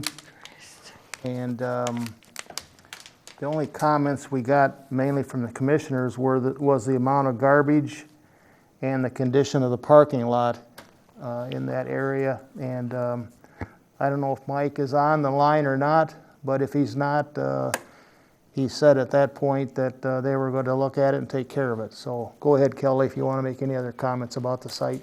Yes, so I did actually drive the site today to confirm whether or not they had cleaned up. There was a little bit of debris that I will be touching base with Mr. Collins on. It was not significant. In terms of the parking lot, I understand the concern. However, it didn't rise to the level of being a property maintenance issue at this point. But they are aware now that they will need to start considering a time when they need to do some replacement out there. So, as mentioned, this is 400 Earl Road, Unit D. It is zoned I2, which requires the conditional use for a garage for the storage of motor vehicles. The unit that they're occupying is approximately 4,000 square feet. As mentioned, it is for the indoor storage or parking of up to 10 ambulances. There's no dispatching from the site, but they do store supplies to replenish ambulances, and they will not be doing any maintenance or washing of vehicles in the property. So the PZC did recommend approval subject to these 4 conditions, which are also listed in the ordinance. Really, I suppose the one that's perhaps most unusual would be the requirement to pass inspections by the building department as well as the Troy Fire Protection District within 30 days. And the reason for this condition is because they've been occupying the space for approximately 4 years. So we need to make sure that the tenant space is in compliance. I was wondering, how do these guys operate for 4 years and this is just now coming to us? I agree. Well, unfortunately, I can't fully answer that question, but what I can tell you is that we have been working with them for some time to come into compliance, and honestly, it's been a number of months from the point at which we identified that they were occupying the space until they actually submitted a completed application. So it has been a bit challenging. I know it's, we don't oversee everybody that moves in and out. It's private versus government. I get that, but 4 years, and what brought us up? What put them on our radar up here? I do believe that the Troy Fire Protection District, in doing their annual walkthroughs, identified it to us that they were occupying. Annual walkthroughs, they missed it to 3 years prior? I can't speak to the prior staff. I can't say for sure why that didn't occur. So here's my other question about this, with it being ambulances. I know you say there's no dispatching, but are they going to have personnel in there 24 hours or not?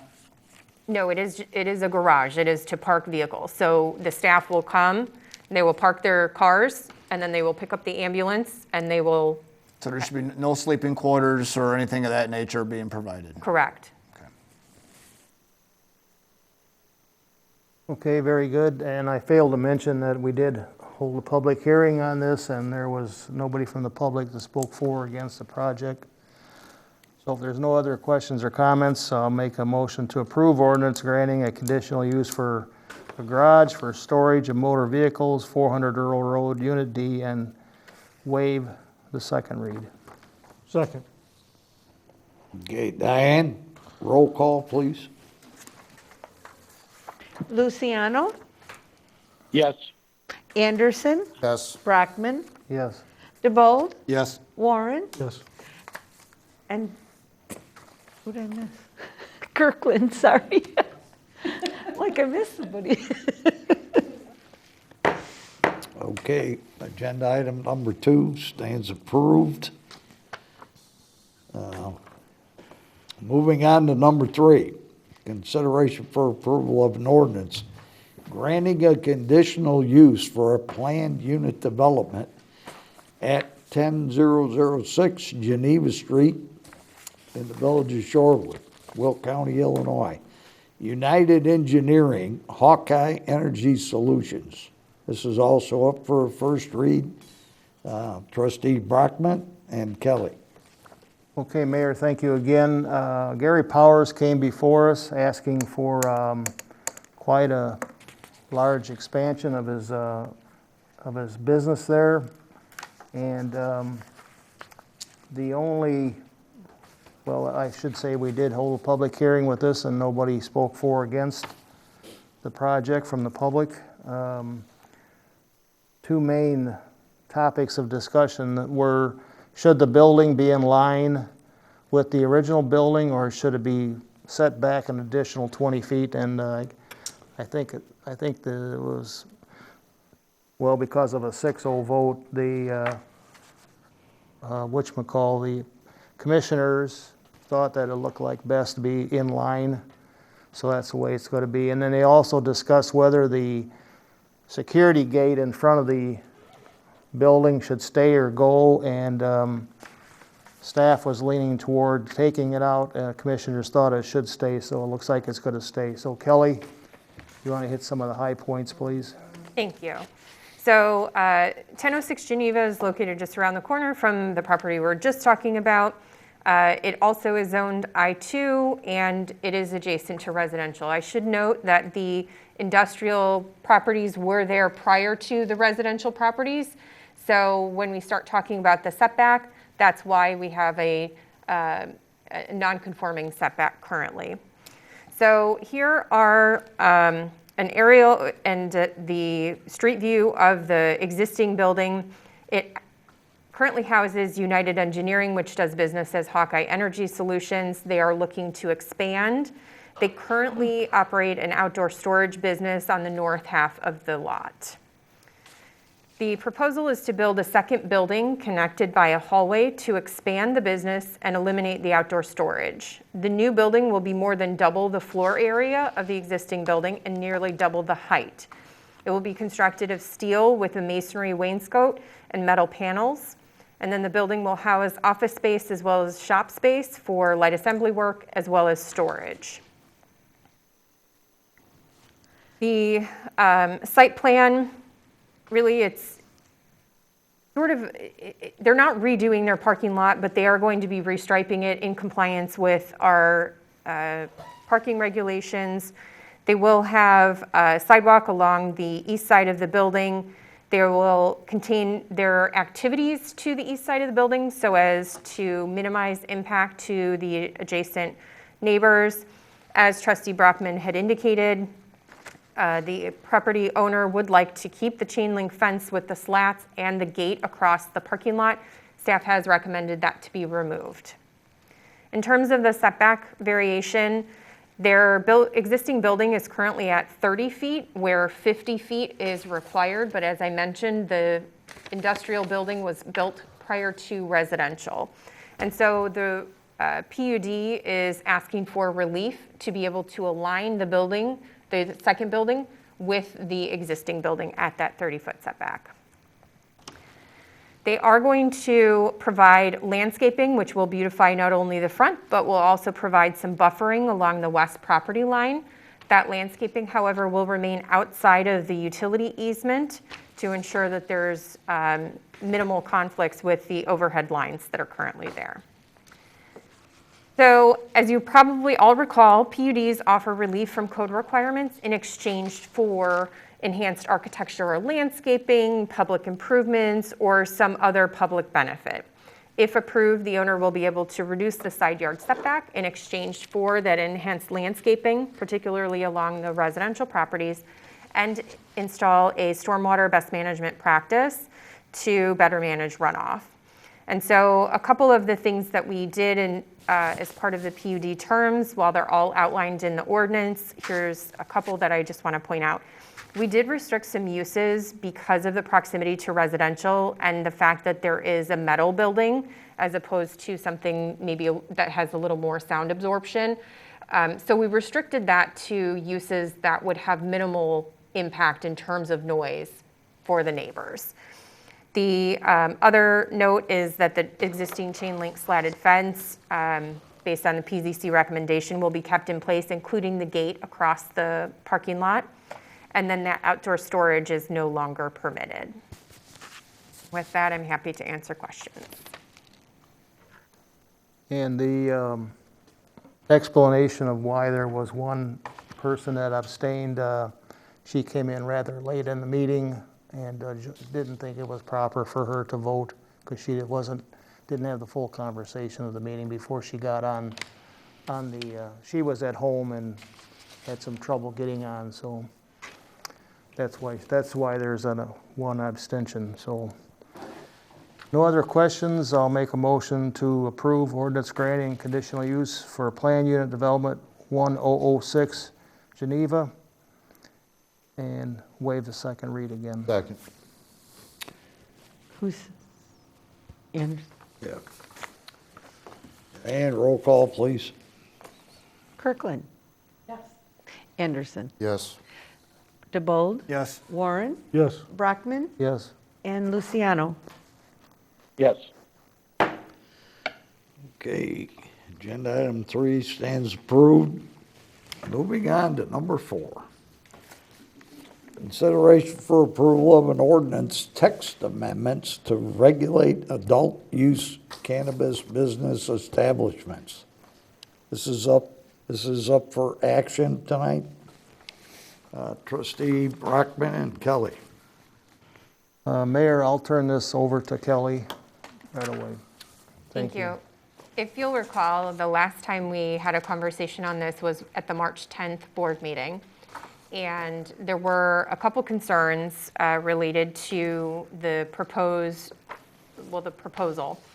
If you'll recall, the proposal was to allow dispensaries to be located in B3 and B4 districts, allow craft growers and infusers to be in the B4 district only if co-located with dispensaries, otherwise in the ORI and I2. Cultivation centers, processors, and transporters would be permitted in ORI and I2. The cannabis business establishments would be prohibited in dwelling units. And the proposal was to require compliance with location restrictions for liquor license holders. If you'll recall, this is 100 feet, and it was, the sensitive uses were church, school, other than an institution of higher learning, a hospital, home for aged or indigent persons, or for veterans, their spouses or children, or any military or naval station. This was where I believe the bulk of the conversation came in. There didn't seem to be any concern over the minimum floor area for specific uses or requirement for building enhancements, which is also required by state statute. We defined some additional conditional use criteria and requiring an annual business registration. However, when we looked at community comparisons, the issues of what is a sensitive use and then the buffering or setback distances, we did have some discussion on. And so as a reminder of what other communities have already adopted, you see that there is some variation in what is considered a sensitive use as well as the buffering requirements. So based on our conversation, it seemed as though there was some consistency in terms of wanting to make sure that sensitive uses include schools, daycare centers and homes, places of worship, and parks. It seemed that there was consensus about a 500-foot setback for those sensitive uses. However, we didn't really get into how to measure those distances. And so we have the ability to do property line to property line, or we can do the property line of the sensitive use to the closest part of the building proposed as a dispensary, because the dispensaries are where these location restrictions would come into play. The other question that was left unresolved and kind of most of the discussion, if I remember correctly, was the distance from residential. I know that there was a proposal for 250 feet from residential. However, in an effort to propose a compromise, I've proposed 100 feet where you would measure from the property line of the residential to the closest part of the building used as a dispensary, but it would exclude any stormwater detention areas. So only those properties that are actually used as residential. Otherwise, there is still the option of not having any buffer requirement from the residential uses. And so, if you'll recall, this map shows the potential locations of dispensaries indicated in the pink and the red, indicating B3 and B4, with the 500-foot buffer from sensitive uses, and then 250 feet from residential. Then looking at this next map, you see that some additional properties can be potential locations if the board were to adopt a 500-foot buffer from sensitive uses and 100 feet from residential. And then finally, this is if there were no residential buffer requirements. So with that, I'm happy to answer any questions.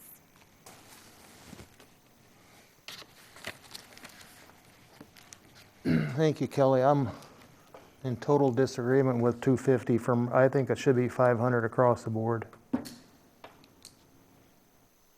At 250 to residential is too close for me. Can you put that last map back up? The 100 The feet? last one, the third, I think it was your third one. The 500 that feet one, without yeah. a residential buffer? Yep. Okay. The red one in the bottom, or in the middle right, where is that at? I'm not familiar with that location, or That- at least on that map anyway. Right. I think that's along 55. Is that what that is? It is. So Is that that on the east side of 55?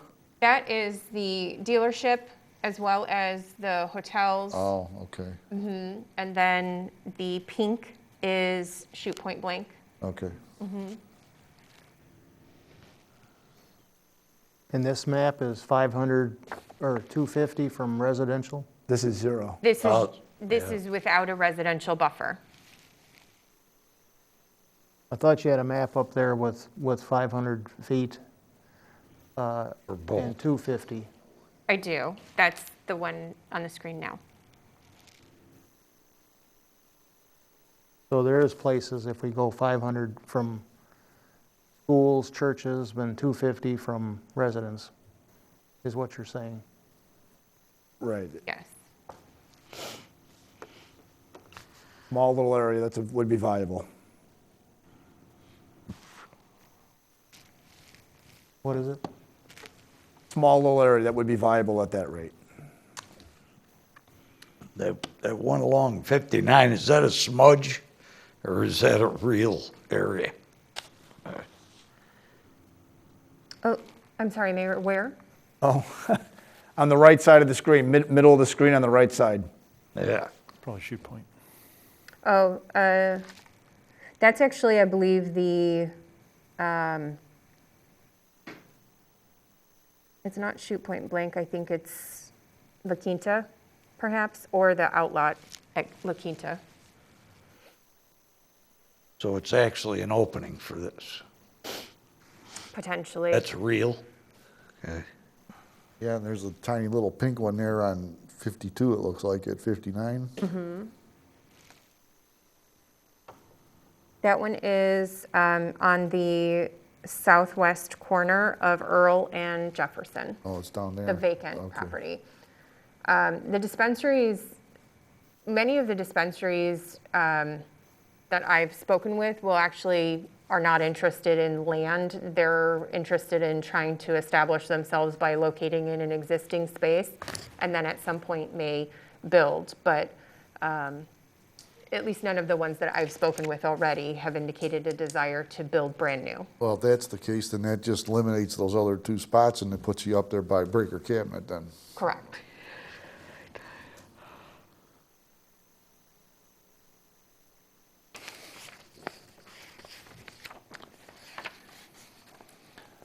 Would you put? So nothing in the industrial park on Earl? So we have proposed B3 and B4 for dispensaries. Jim, could you put the map back up? Thank you. And the reason for that is because these dispensaries are more retail in nature, and therefore then there's parking concerns, there's traffic generation, and so we felt that those would be better suited in more retail environments already because they're suited for the type of activity. Many of our industrial areas lack parking, and even, Almond Dodge, for example, doesn't have a lot of street width. There's, if there's a backup of people, it actually could cause other issues, particularly on 59. Due to Steve's recommendation, do we have one that shows 500 feet from residential also? We do not. This is the first that I'm hearing of the 500 feet.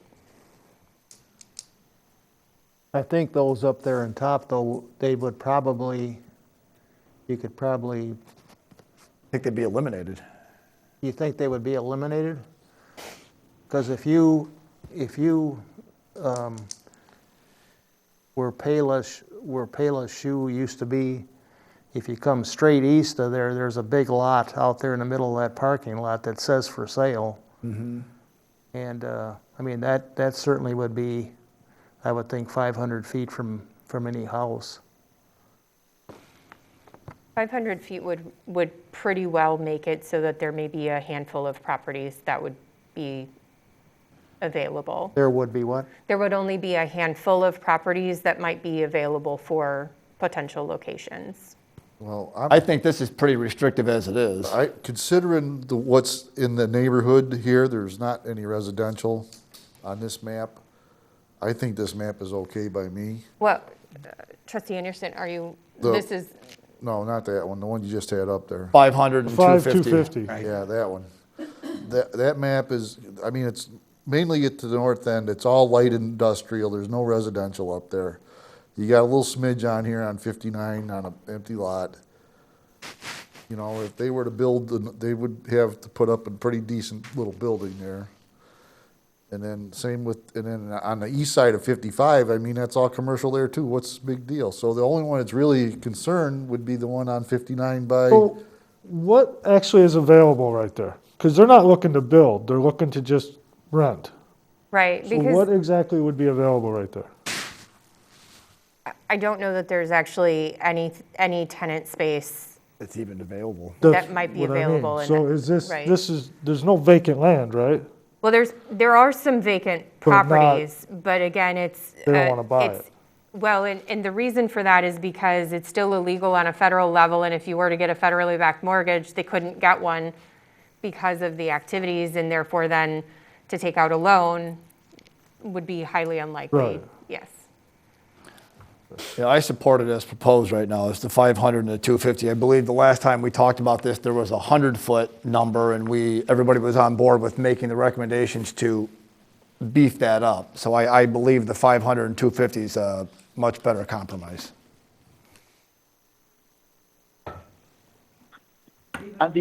Kelly, on the upper part of that map, the right-hand corner, what is that location there? I'm so sorry. I can't tell from looking at it. Trustee Luciano, could you repeat that? On the upper right-hand corner where you're looking, where the most of the pink is, Yes. where is that located? That is on Route 59, generally north of Black Road. So Capista Drive, for example, there are a number of properties there. So that would be by Mariano's and by the Discount Tire or Marshall's? That would be on the west side of 59. Okay. Thank you. Trustee Kirkland, did I answer your question? Would the baseball facility be an issue now, though? There's not really any viable options, right?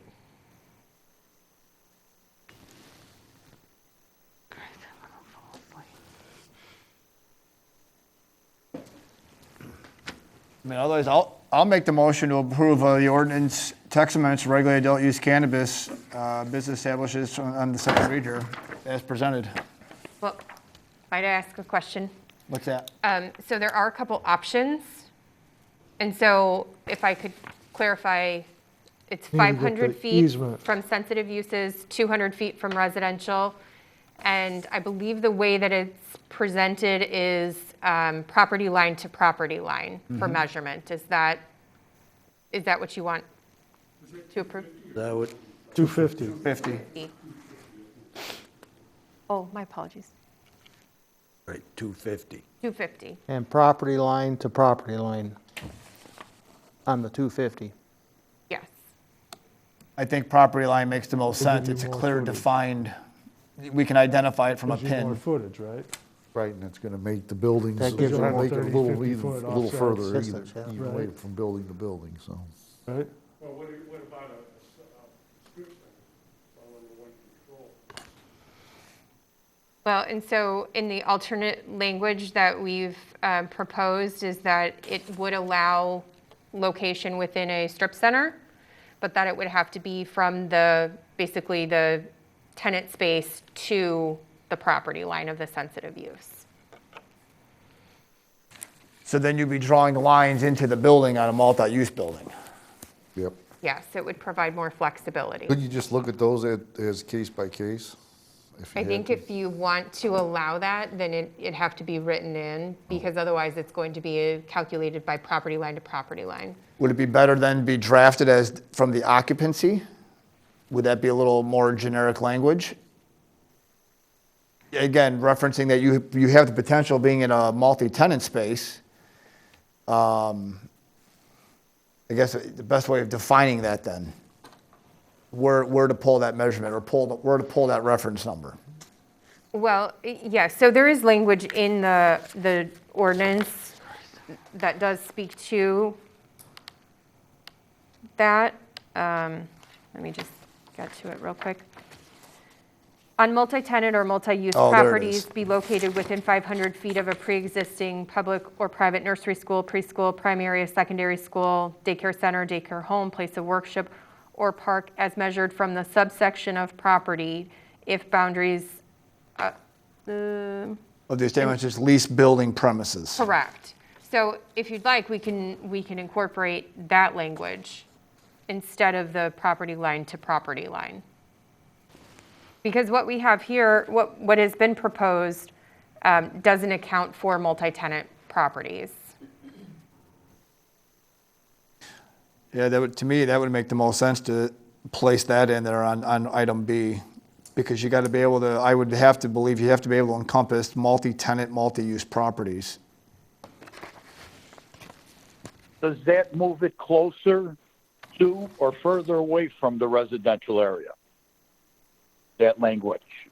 Well, it would still Same. be a minimum of 250 feet from the residential and 500 from the sensitive uses if that's approved. So my question is, and maybe I misunderstood your answer, is that put it closer to the residential area or further away by using that language? Well, If it's a multi-tenant yeah, use. it would be more flexible too, so could put it closer, yes. But not closer than the 250 and the 500. Okay. Thank you, Kelly.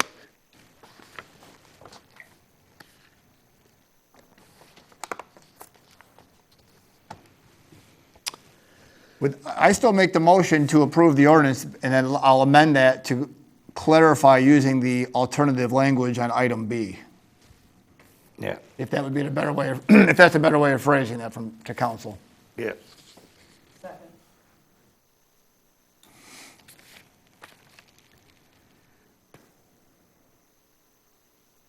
You got that, Kel? Anderson, Okay. Yes. Kirkland, Yes.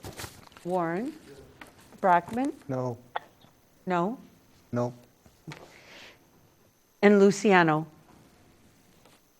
Question, are we using 250 and 500 as the distance?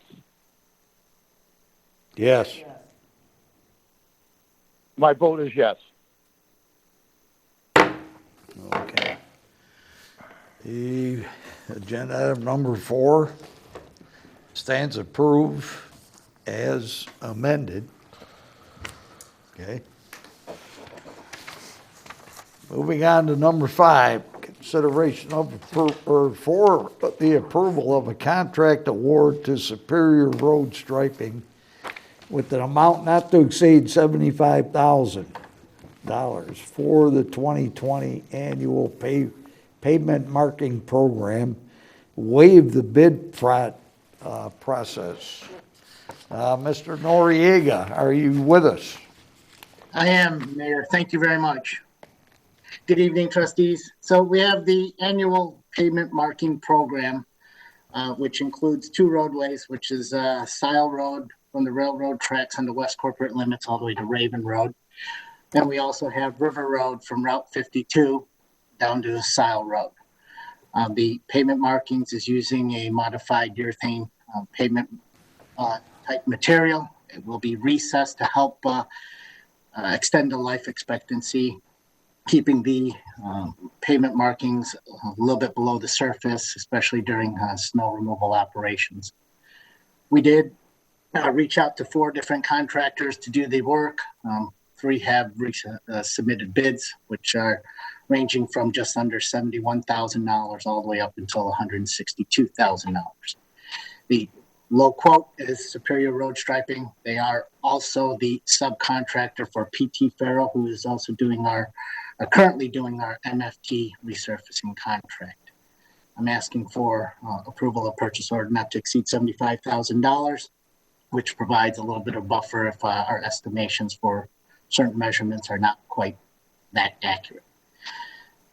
And I'm available for any questions. Thank you. No other questions for Mr. Noriega. I'll make a motion to approve item number 5, not to exceed $75,000 for Superior Road Striping. Second. And waive the public bid. Who said that? Okay, Diane, roll call, please. Luciano? Yes. Brockman? Yes. Warren? Yes. DeBold? Yes. Kirkland? Anderson? Yes. Agenda item number 5 stands approved. Moving on to number 6, consideration for approval of a bid award to Hydrovision Technology for 2020 sanitary sewer cleaning and televising. Basin number 5 in the amount of $50,531 and execution of the contract consistent with the bid documents. Mr. Noriega. Thank you again, Mayor. We have the next program for our sanitary sewer cleaning televising, and this is in our identified basin number 5, which is from the 2016 flow monitoring report of the village that was performed a number of years ago. The basin number 5 is bounded by Route 52 to the north, Sile Road to the south, River Road to the west, and approximately DuPage River to the east.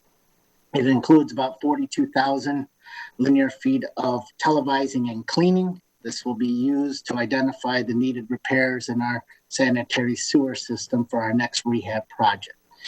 We received 5 bids ranging from $51,000, approximately $51,000, all the way up until $180,000. Hydrovision has worked in the village in the past, and staff is, along with the recommendation from RJN, staff is also happy with the low bid from Hydrovision. I am available for any questions. Thank you. Noel, why, and I don't know, maybe you don't know, but why would our bids be so far off from the engineer's estimate? Is there any discrepancy there?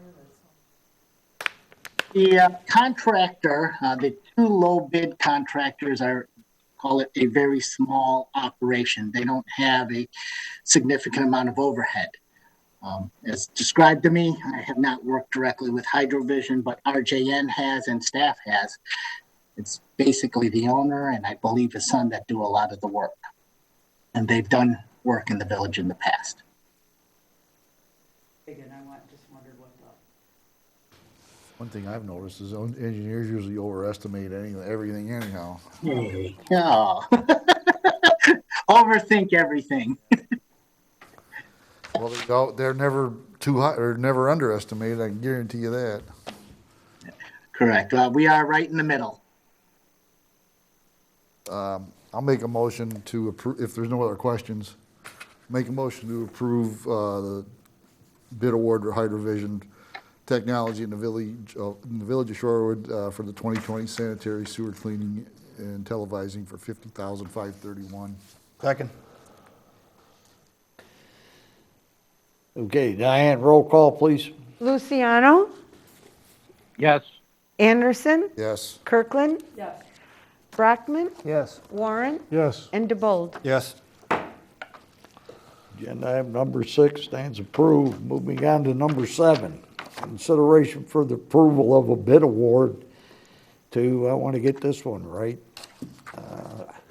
Hoer Construction for the 2020 sanitary sewer rehabilitation program in the amount of $859,230.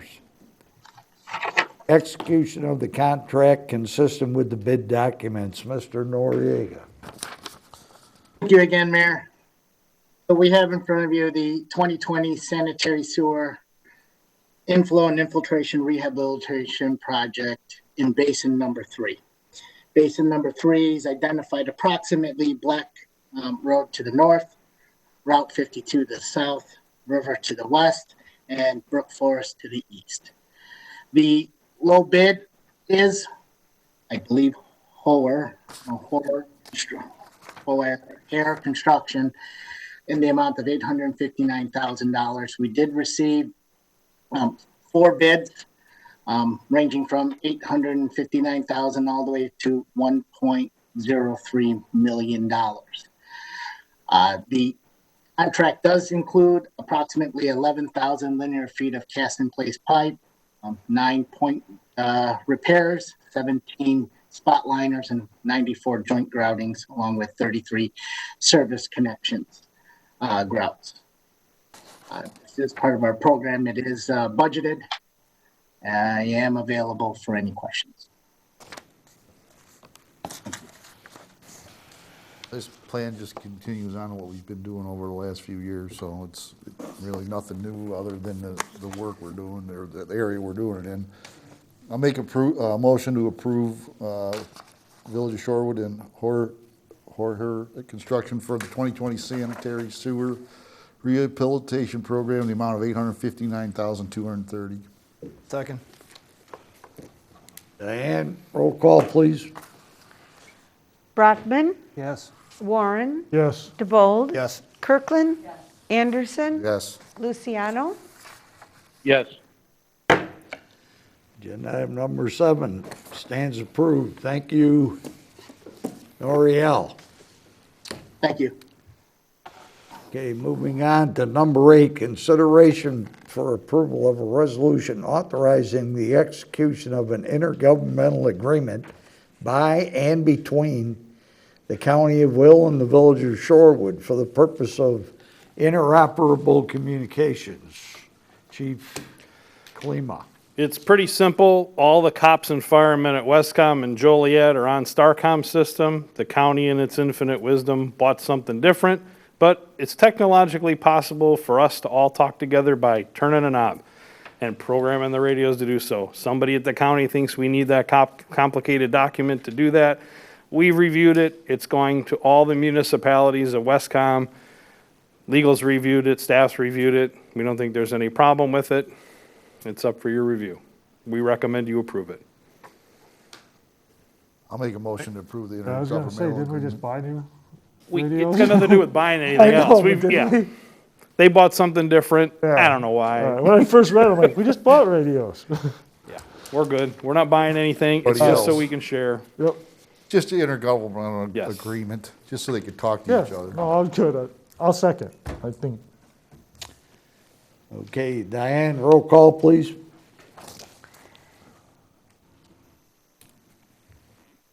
who made the motion, sorry. Anderson. Kirkland. Anderson. Yes. DeBold. Yes. Warren. Yes. Brockman. Yes. And Luciano. Yes. Agenda item number 8 stands approved. We're going to move on to reports. Trustee Anderson, Public Works. Thank you, Mr. Mayor. Just a couple highlights of what's been going on in the last 3 weeks. More storm cleanup, and this is from the storm of late June on 26th of this year. More trees down and more stumps to be ground. We're working on that.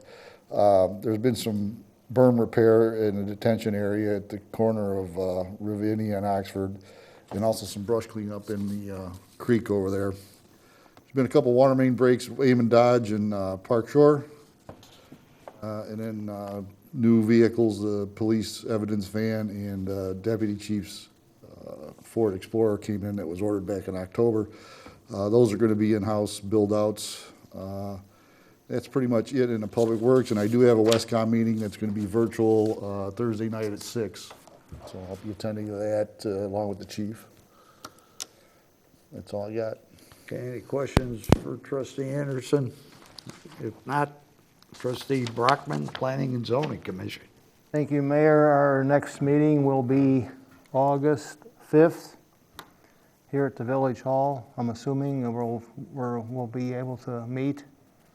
And too early for an agenda at the present time, but so August 5th, and I do want to thank Kelly for all her assistance this evening. Thank you very much. That's it. Thank you. Okay. Trustee Kirkland, Parks and Recreation. Thank you. All playgrounds and splash pads are now open. The splash pads run daily from 10 a.m. to 8 p.m. We're now accepting applications for alien rental. And a reminder that the village-wide cleanup is July 28th. During this cleanup, unlimited amounts of household waste, refuse materials, including bulky items such as furniture and mattresses, will be picked up on our regular day. And finally, thank you to everyone who participated in our virtual fishing derby. So it's like the park rental, still 50 people, whatever the mandate is, right?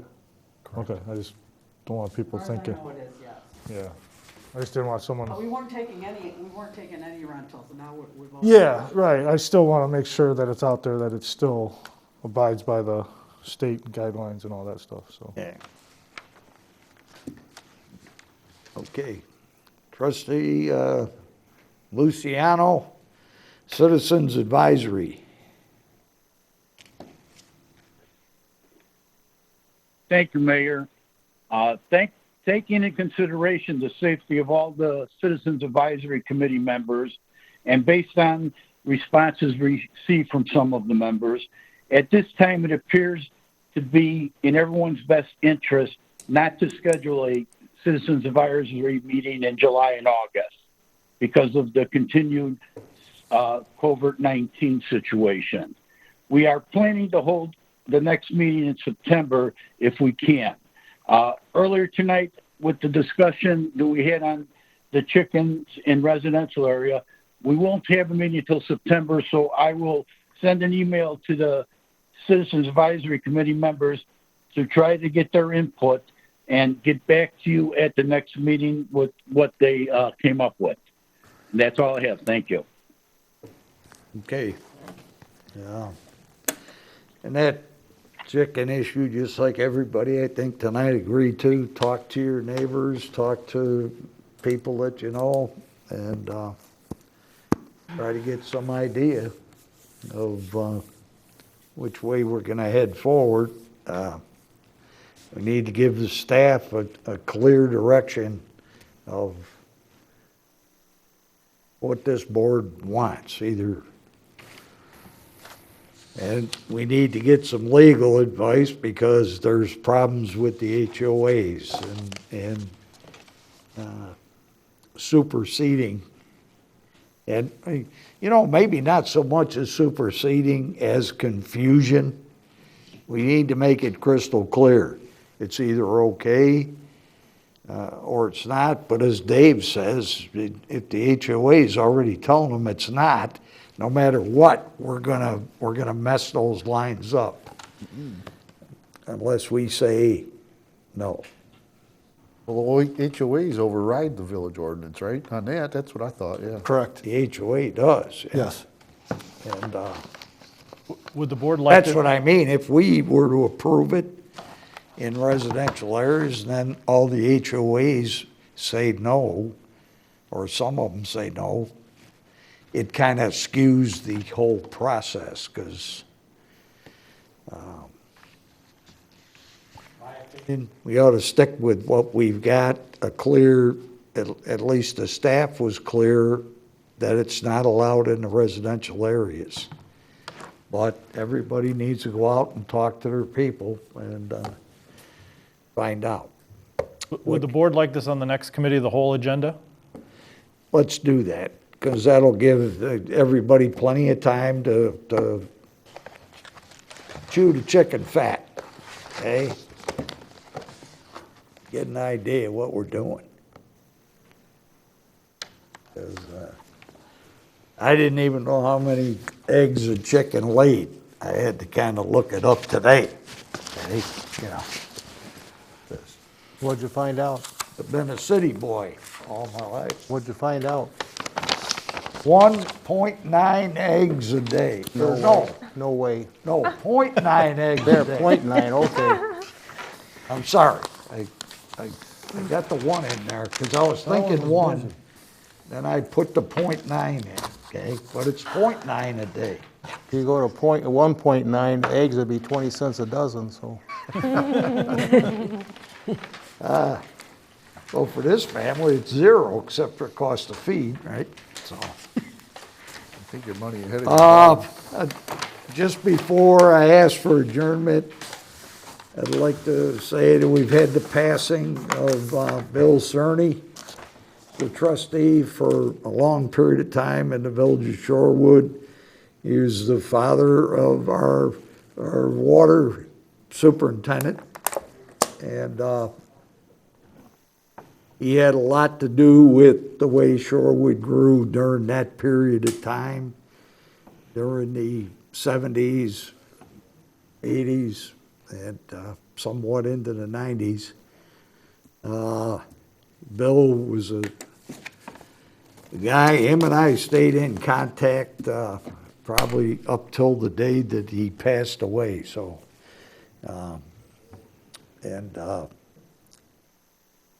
If his son Bill's out there listening right now, okay, I liked your dad a lot, and I'm gonna miss him, okay? So I'll entertain a motion for adjournment. Second. Diane, roll call, please. Luciano, Yes. Anderson, Yes. Kirkland, DeBold, Yes. Warren, Yes. and Brockton. Yes. Adjourn.